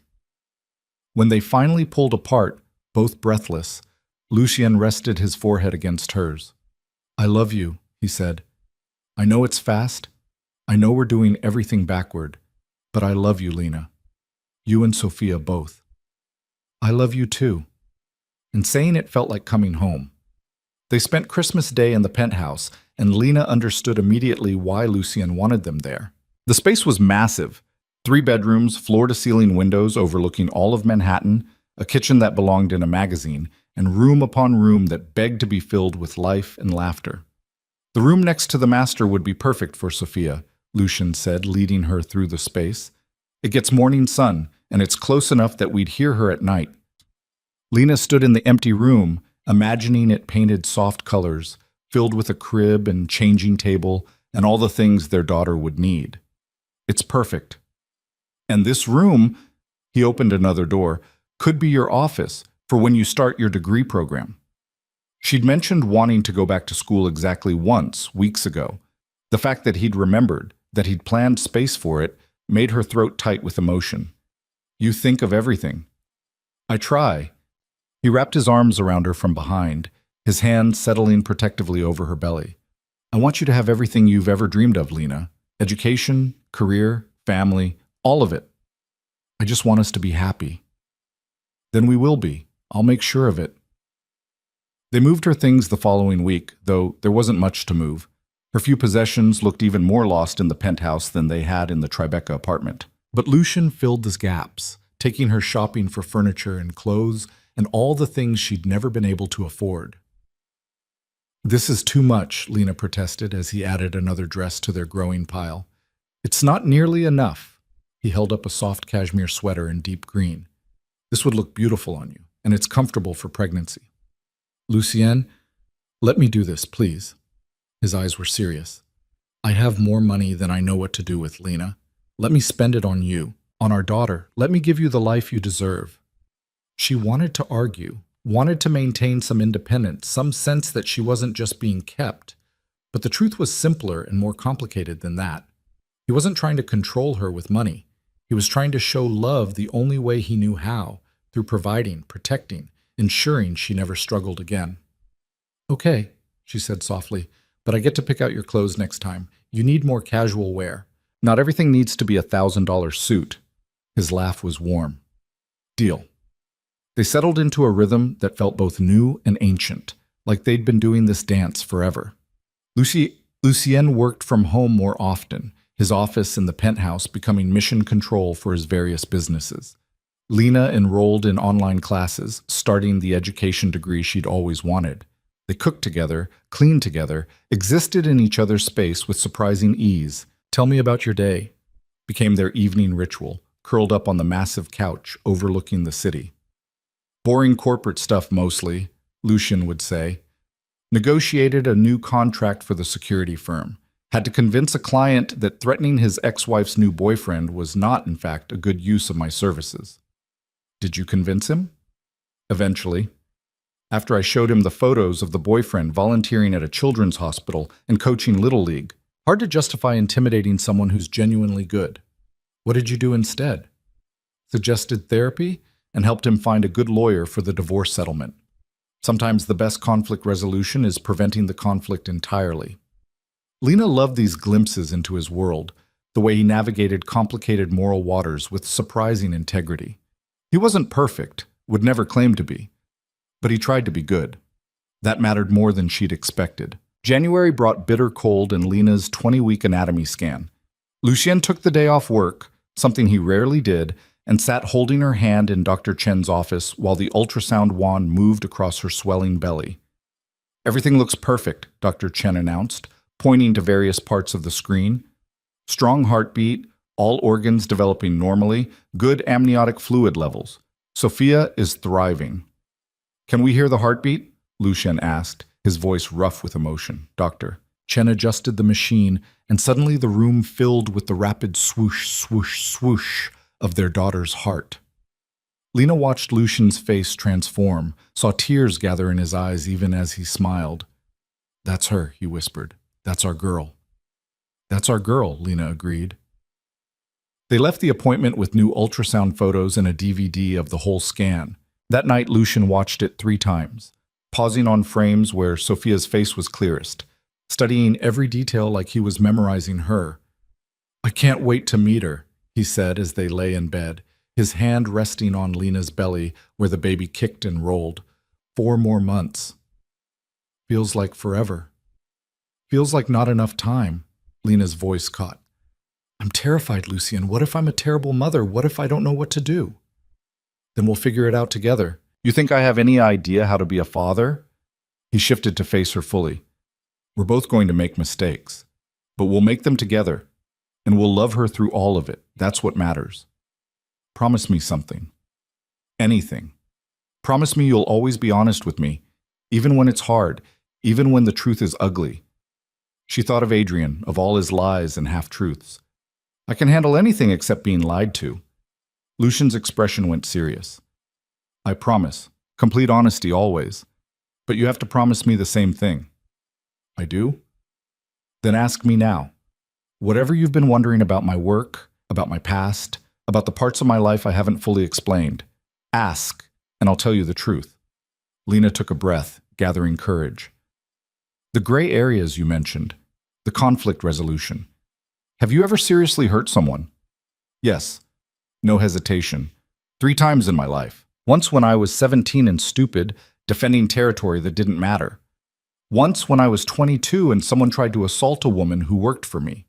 And once 2 years ago, when a client's husband wouldn't accept that the marriage was over and kept escalating. How badly? First time, broken ribs and a concussion. Second time, shattered kneecap. Third time, broken jaw and some missing teeth. His voice was steady, factual. I'm not proud of the violence, Lena, but I'm not ashamed either. Sometimes it's necessary to stop worse harm.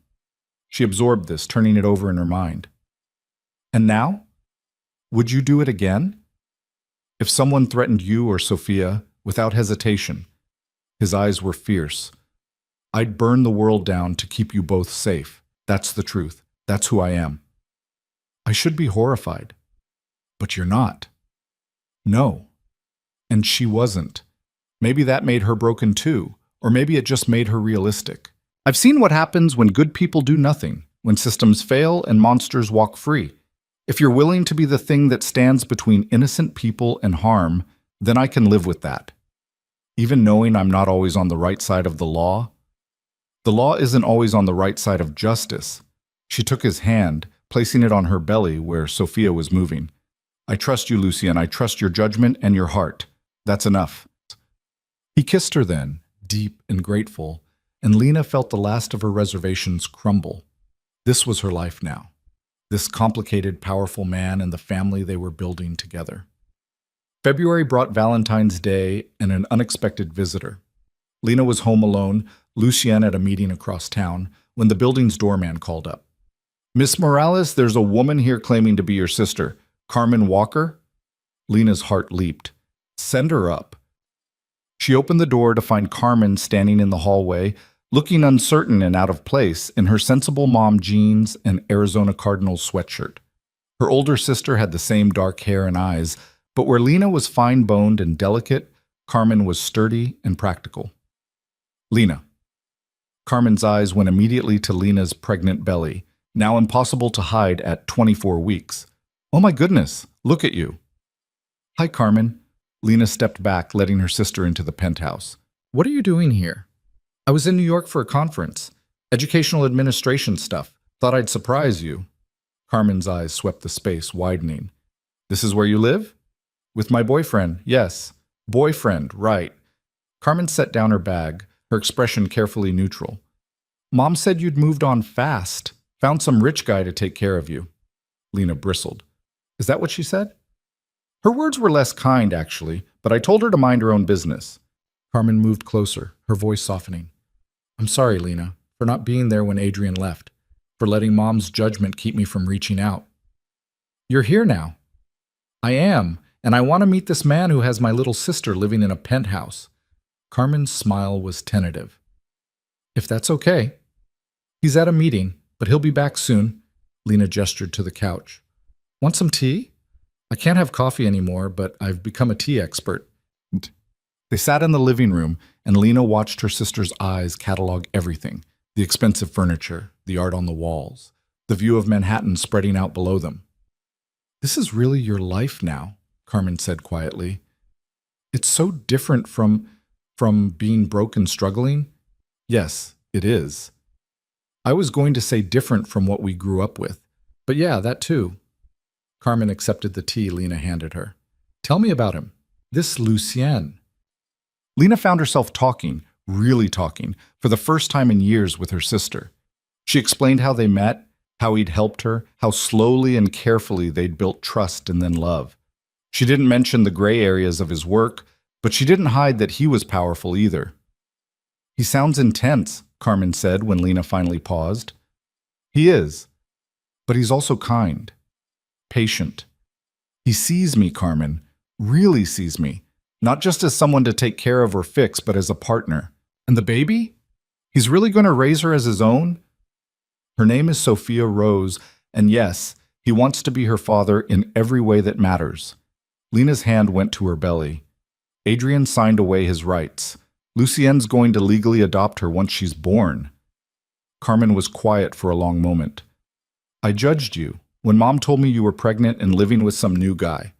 I thought you were being reckless, desperate. I was desperate. That's how this started. But it's not how it is now. I can see that. The way you talk about him, you love him. I do. More than I thought I could love anyone after Adrian. The elevator chimed and Lucien stepped into the penthouse, stopping short when he saw they had a visitor. His eyes went immediately to Lena, checking that she was okay, before turning to Carmen with polite curiosity. "You must be Carmen," he said, moving forward with his hand extended. "I'm Lucien Moretti." Carmen stood, shaking his hand. Lena watched her sister take in Lucien's height, his expensive suit, the aura of controlled power he radiated even in casual greeting. "Nice to meet you," Carmen said. "I was just in town and thought I'd surprise my sister." "I'm glad you did. Family's important." Lucien settled onto the couch beside Lena, his hand immediately finding hers. "How long are you in New York?" "Just until tomorrow. Conference ends tonight." "Then you'll stay for dinner. I insist." It wasn't really a request, and from the slight smile on Carmen's face, she recognized that. "Lena, what do you think? Should I cook or should we order from that Italian place you love?" "You cook," Lena said. "Show off a little." His laugh was warm. "Trying to impress your family already. You don't need to try. You just need to be yourself." Dinner was surprisingly easy. Lucien made pasta from scratch, moving around the kitchen with practiced ease, while Carmen helped Lena set the table. They talked about Carmen's kids, 2 boys, 8 and 6, about her work as a school principal in Phoenix, about everything except the elephant in the room.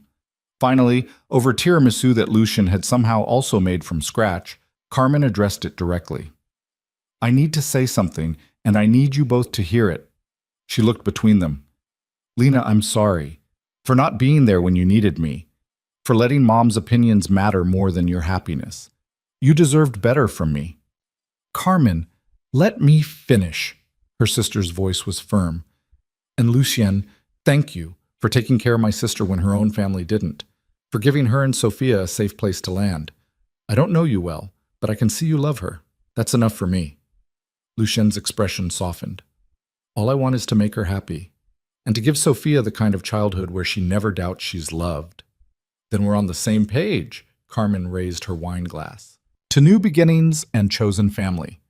They clinked glasses, Lena's sparkling water meeting the other's wine, and something tight in Lena's chest finally loosened. She had her sister back. Not perfectly, not completely, but enough. After Carmen left the next morning with promises to visit after the baby came, Lena found herself crying in Lucien's arms for no reason she could articulate.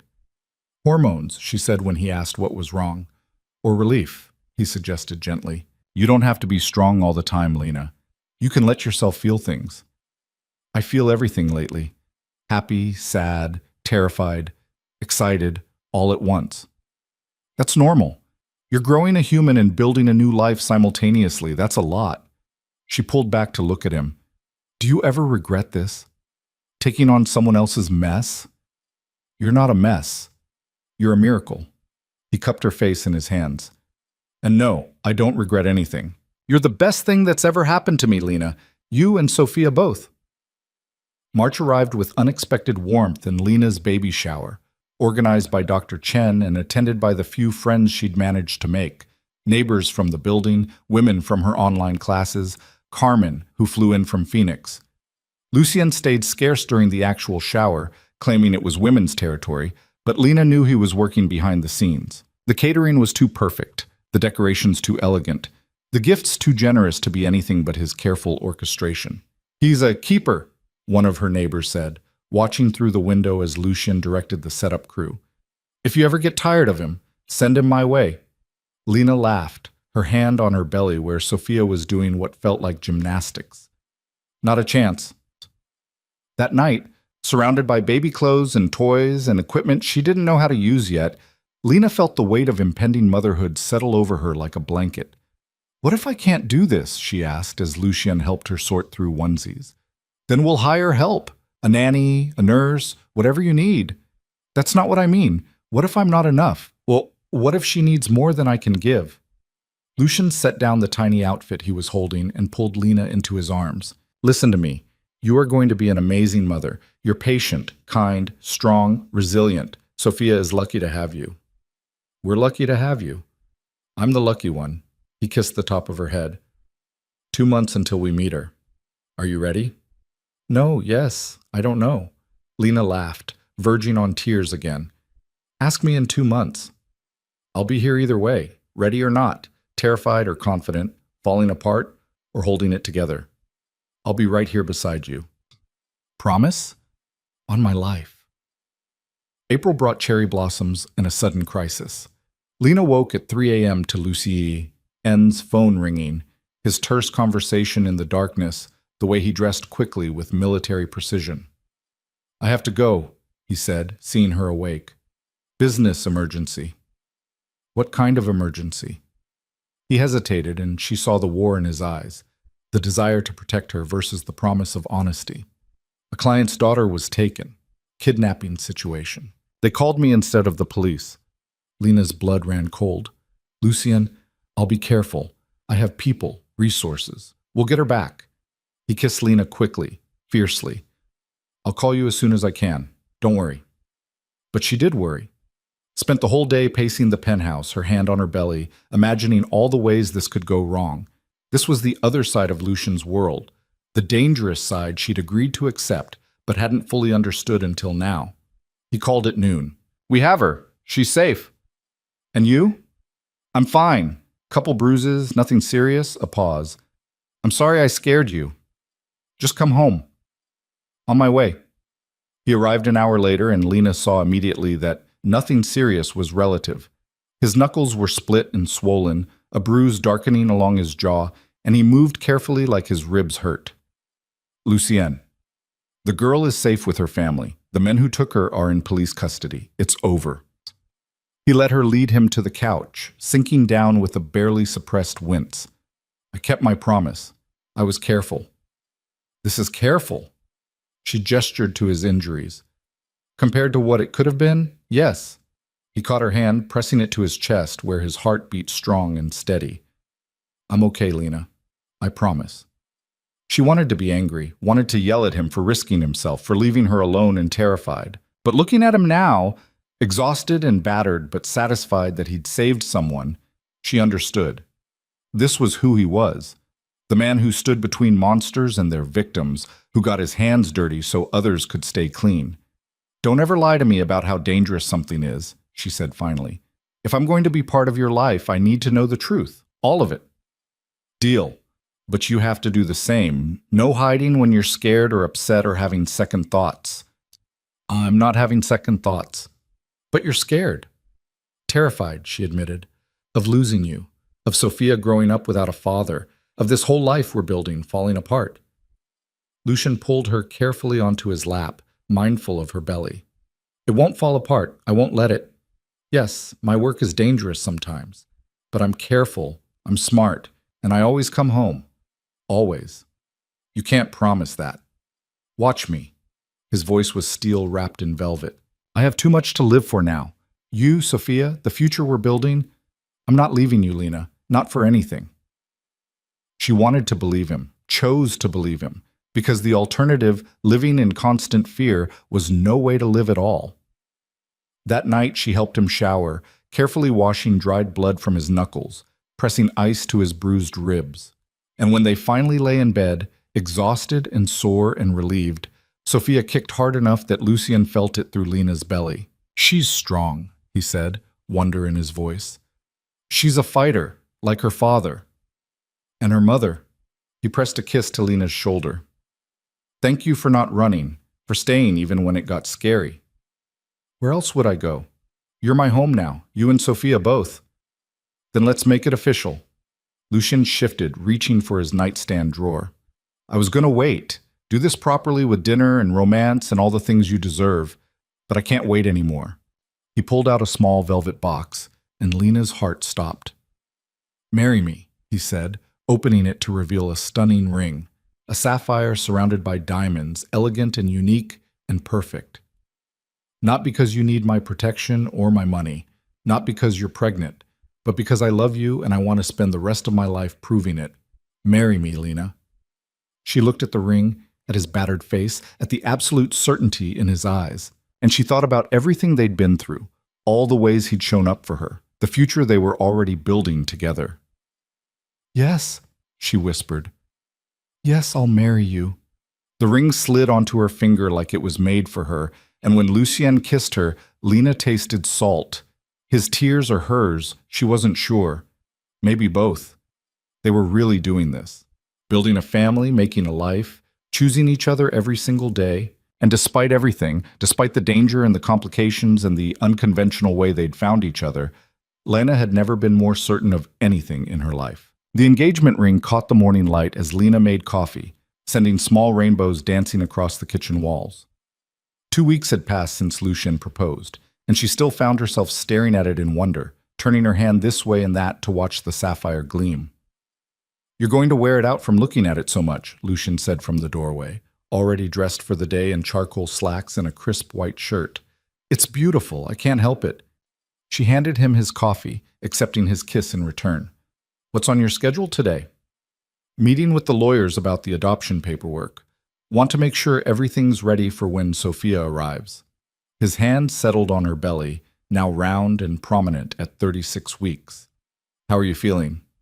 "Heavy, tired, ready for her to be here." Lena leaned into him. "Dr. Chen says any day now. She could come early."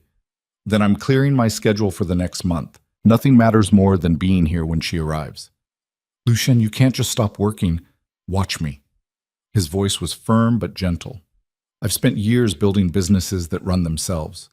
Time to let them prove it. You and Sophia are my priority now." They'd had this conversation multiple times over the past few weeks, but Lena still marveled at how easily he restructured his entire life around their growing family. Most men she knew barely took a few days off when their children were born. Lucien was planning to be present for everything. The morning passed quietly. Lena worked on final assignments for her spring semester classes, while Lucien handled phone calls and video conferences from his home office. They'd fallen into this rhythm effortlessly, separate but together, independent but connected. Around noon, Lena felt the first twinge. Not painful, just a tightening across her belly that made her pause. She waited, counting, but it didn't come again right away. Braxton Hicks, probably. She'd been having them for weeks. 30 minutes later, another one, stronger this time. An hour after that, another. By 3 p.m., they were coming regularly enough that Lena pulled out her phone and started timing them. 12 minutes apart. Then 10, then 8. "Lucien?" She appeared in his office doorway, her hand pressed to her lower back where a deep ache had started to build. "I think this might be it."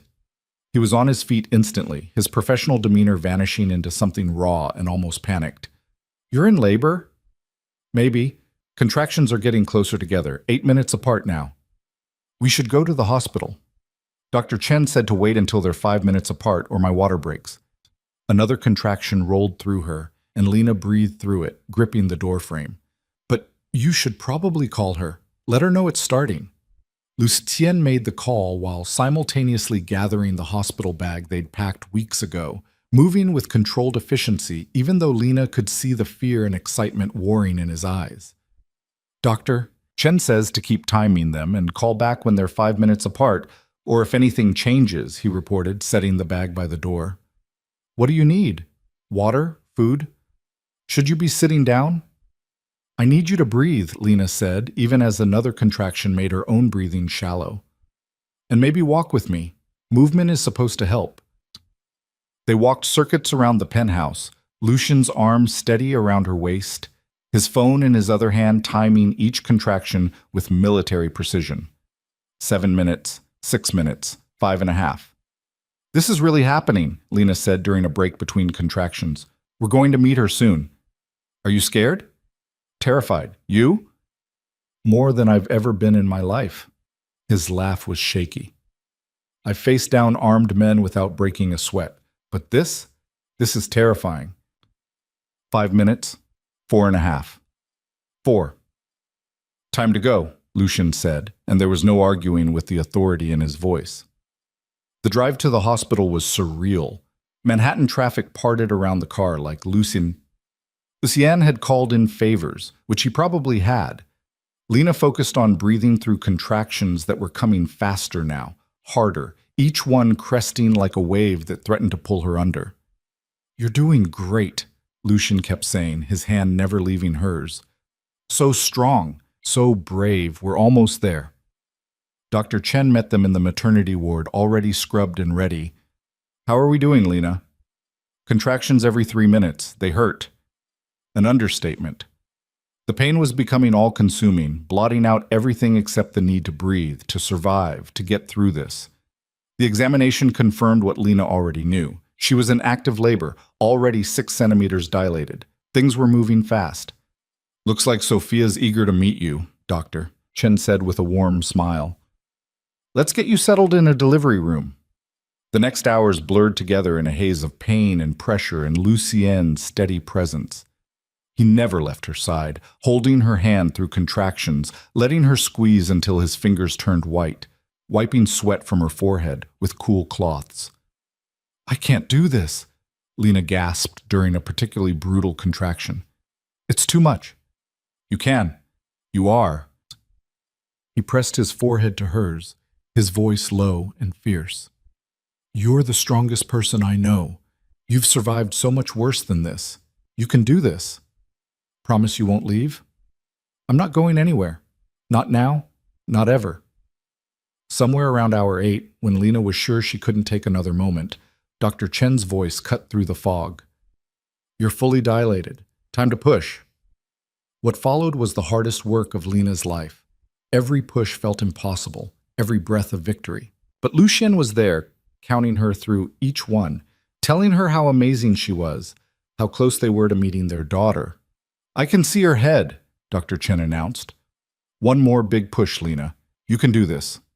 Lena gathered every ounce of strength she had left and pushed with everything in her. The world narrowed to this single moment, this singular purpose, bringing her daughter safely into the world. And then, suddenly, relief. Release. The sound of crying filling the room. "She's here," Dr. Chen said, lifting a tiny, squirming baby into view. Sophia rose. "Meet your parents." Lena watched through tears as they cleaned and wrapped their daughter, this perfect little person who'd been growing inside her for 9 months. When Dr. Chen placed Sophia on her chest, skin to skin, Lena felt her heart break open in ways she hadn't known were possible. "Hi, baby girl," she whispered.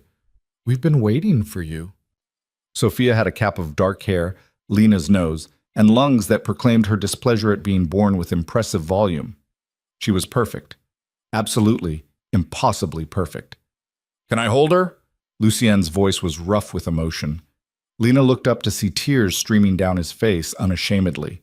She'd seen this man face down danger without flinching, but the sight of his daughter had completely undone him. "Of course, doctor." Chen helped transfer Sophia to Lucien's arms, showing him how to support her head.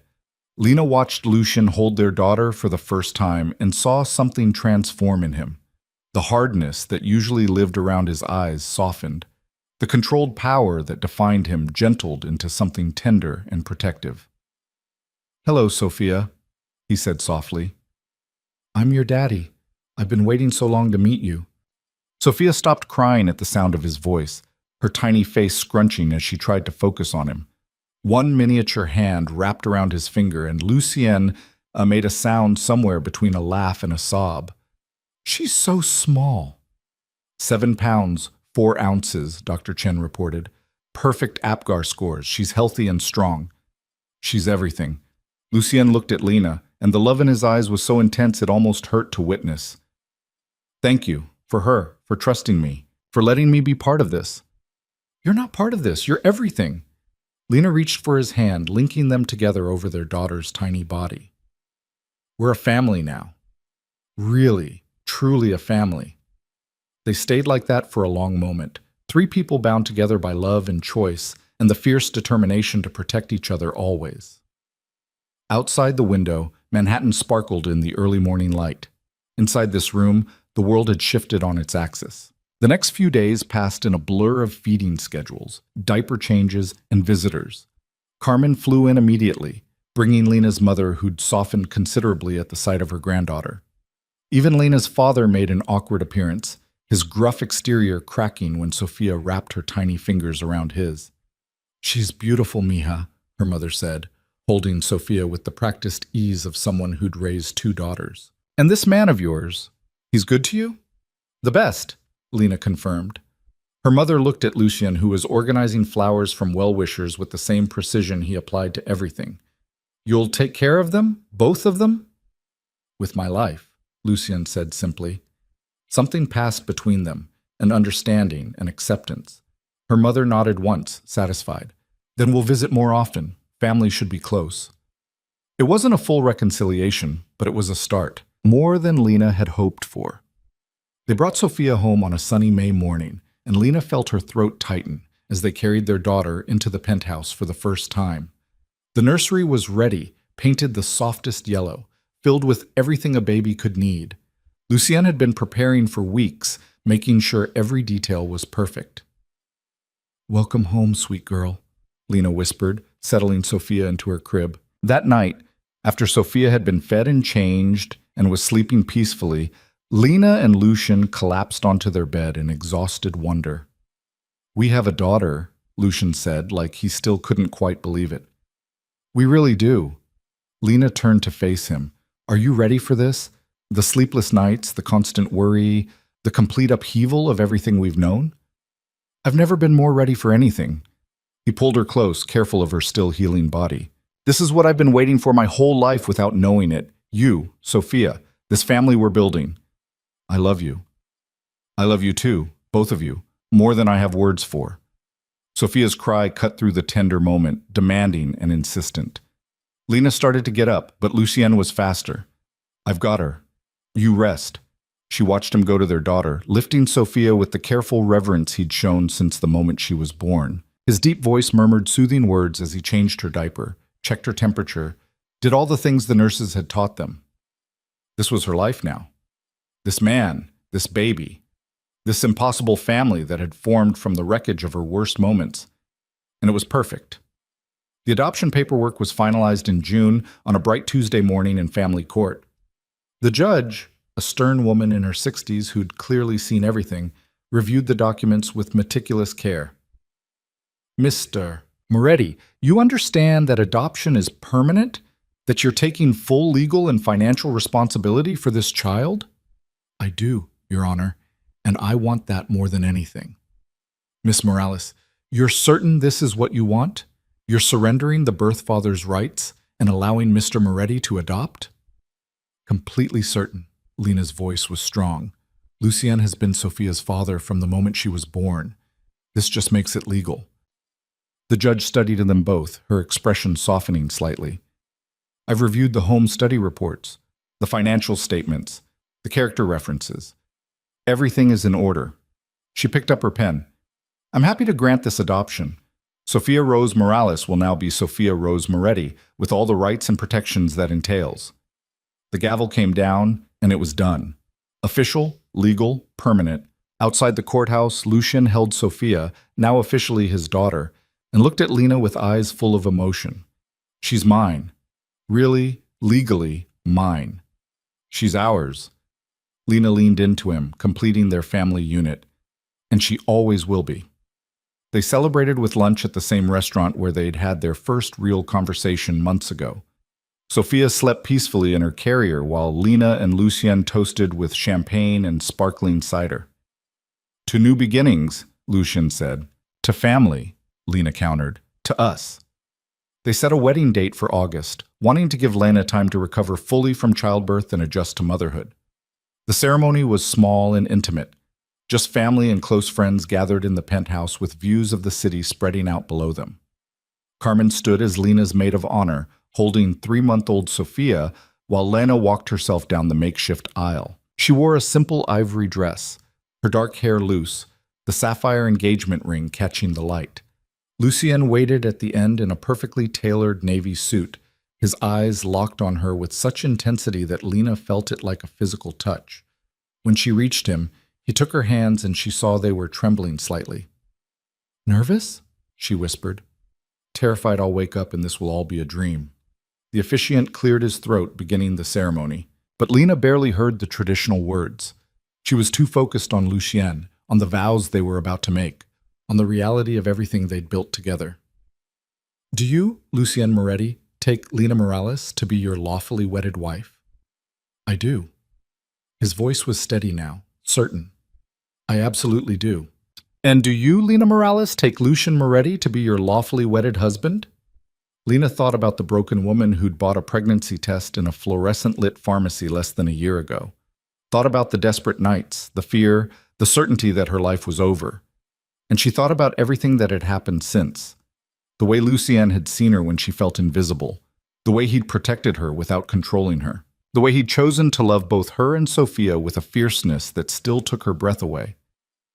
"I do," she said, her voice ringing clear. "With everything I am, I do." The kiss when it came was sweet and certain and full of promise. Sophia chose that moment to wake up and start fussing, her cries cutting through the romantic moment with perfect comedic timing. "That's our daughter," Lucien laughed, breaking the kiss to take Sophia from Carmen, already demanding attention. "She takes after her father," Lena teased. The small reception that followed was full of laughter and joy. Lena's parents stayed close, her mother helping with Sophia while her father made awkward attempts at conversation with Lucien that gradually grew easier. "You take care of my daughter," he told Lucien gruffly. "Every day of my life," Lucien promised. As the evening wound down and guests began to leave, Lena found herself standing at the window with Sophia in her arms, looking out at the city that had witnessed her lowest moment and her greatest triumph. "What are you thinking?" Lucien asked, coming to stand beside her. "That a year ago I was alone and terrified, and now I have everything I ever wanted." She looked up at him. "How did we get here?" "You were brave enough to accept help. I was lucky enough to find you." He wrapped his arms around both of them. "And we chose each other. Every single day we keep choosing each other." "And Sophia." "And Sophia," he agreed, pressing a kiss to their daughter's downy head. The months that followed were full of the beautiful chaos of new parenthood. Sleepless nights when Sophia refused to settle, triumphant mornings when she slept for 4 hours straight, first smiles that made every difficult moment worth it, first laughs that sounded like pure joy distilled into sound. Lena finished her online degree in December, crossing the virtual stage while Sophia napped and Lucien cheered from the couch. She started looking at teaching positions for the following fall, wanting to use her education to help others the way she wished someone had helped her. Lucien gradually shifted his businesses toward more legitimate ventures. The conflict resolution services became consulting. The gray areas became clearly defined ethics. He was still powerful, still dangerous when necessary, but increasingly focused on building rather than fighting. "I want Sophia to be proud of what I do," he explained one night as they discussed another business restructuring. "Want her to grow up knowing her father built things instead of just breaking them." "She'll be proud of you no matter what," Lena assured him. "Because you're a good man who loves his family. That's what matters." On Sophia's first birthday, they threw a party that filled the penthouse with balloons and laughter and too many presents. Carmen brought her boys, who immediately claimed their cousin as the best baby ever. Lena's parents came, her mother spending most of the party in the kitchen with Lena teaching her old family recipes. "I'm sorry," her mother said quietly as they worked, "for not being there when you needed me, for judging instead of supporting." "I know, Mama. It's okay." "No, it's not. But I want to do better. Want to be the grandmother Sophia deserves, the mother you needed." Lena hugged her, tears in both their eyes. "You're here now. That's what counts."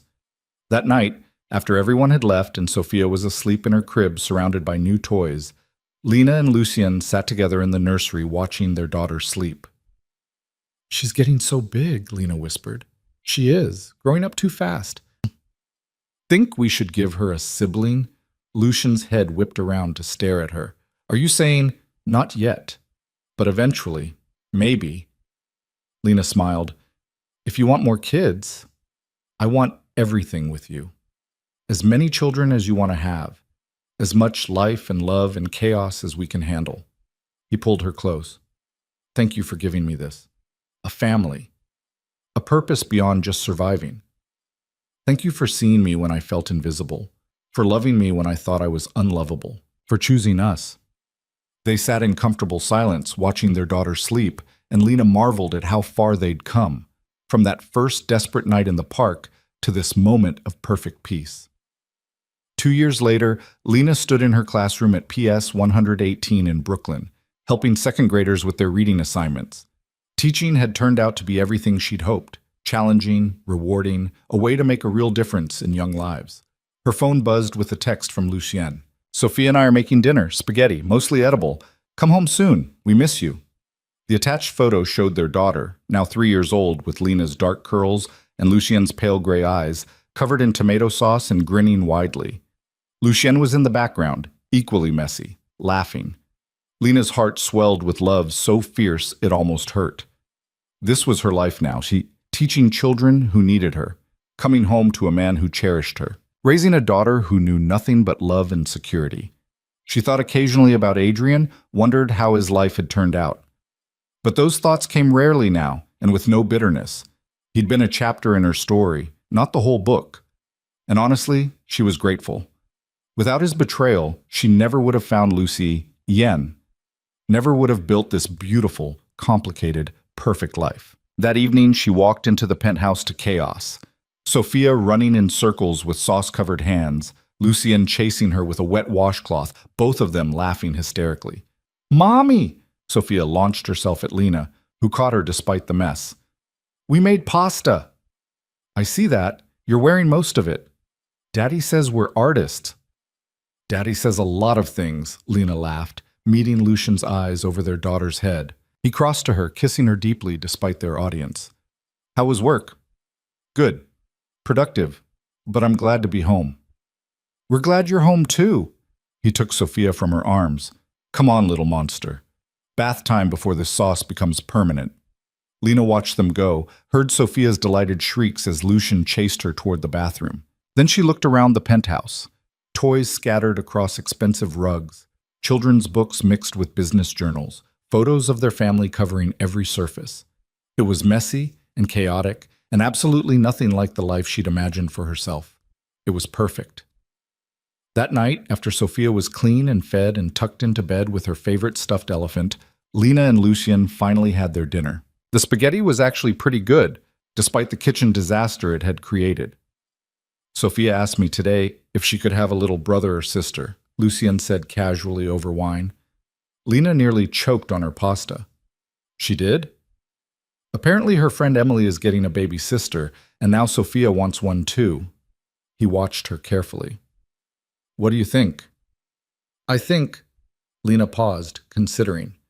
They'd talked about more children in the abstract, but never seriously. "I think I'd like that, eventually. When we're ready." "Are you happy, Lena?" The question was serious, his pale eyes searching hers. "Really, truly happy?" "More than I ever thought possible." She reached across the table for his hand. "You gave me everything, Lucien. Safety, love, family, purpose. You gave me myself back. You did that on your own. I just provided the space for you to heal. We healed each other." She squeezed his fingers. "You were as broken as I was when we met, just better at hiding it." He didn't deny it. "You made me want to be better, made me believe I could be something more than what I was. And you made me believe I deserved more than scraps of affection from people who didn't value me." They sat in the comfortable silence of people who knew each other completely, who'd seen each other at their worst and chosen to stay anyway. "I love you," Lucien said finally. "More now than when we got married, more every single day." "I love you too, both of you. This whole messy, beautiful life we've built." "To messy, beautiful lives," he toasted. "To second chances. To forever." They clinked glasses and drank, and in the nursery down the hall, Sophia slept peacefully, secure in the knowledge that she was loved beyond measure by two people who'd found each other in the darkness and built something luminous together. This was their story: a waitress and a powerful man, a broken woman and a dangerous protector, a baby who'd brought them together, and a love that had saved them both. It hadn't started conventionally, hadn't followed any traditional path, but it had led them here, to this moment, to this family, to this life. And that was more than enough. It was everything. 5 years after that night in the park, Lena stood at the same bench where she'd first met Lucien. She'd come back on purpose, wanting to remember, to honor the woman she'd been and the woman she'd become. Sophia, now 8 years old and wise beyond her years, sat beside her, swinging her legs. Their son Marcus was 3 and currently being entertained by Lucien a few feet away. "Mommy, why did you want to come here?" Sophia asked. "Because this is where everything changed for me, where I met your daddy and started building our family." "Was it love at first sight?" Lena laughed. No, baby. It was fear at first sight. Terror, actually. Your daddy was very intimidating. He's not scary now. No, he's not. She looked at Lucian, who was lifting Marcus onto his shoulders, both of them laughing. But he was never really scary, just intense. He saw me when I felt invisible, helped me when I had no one else, and slowly that turned into love. Like in fairy tales? Better than fairy tales, because it's real. Lena pulled Sophia close. Remember this, sweetheart.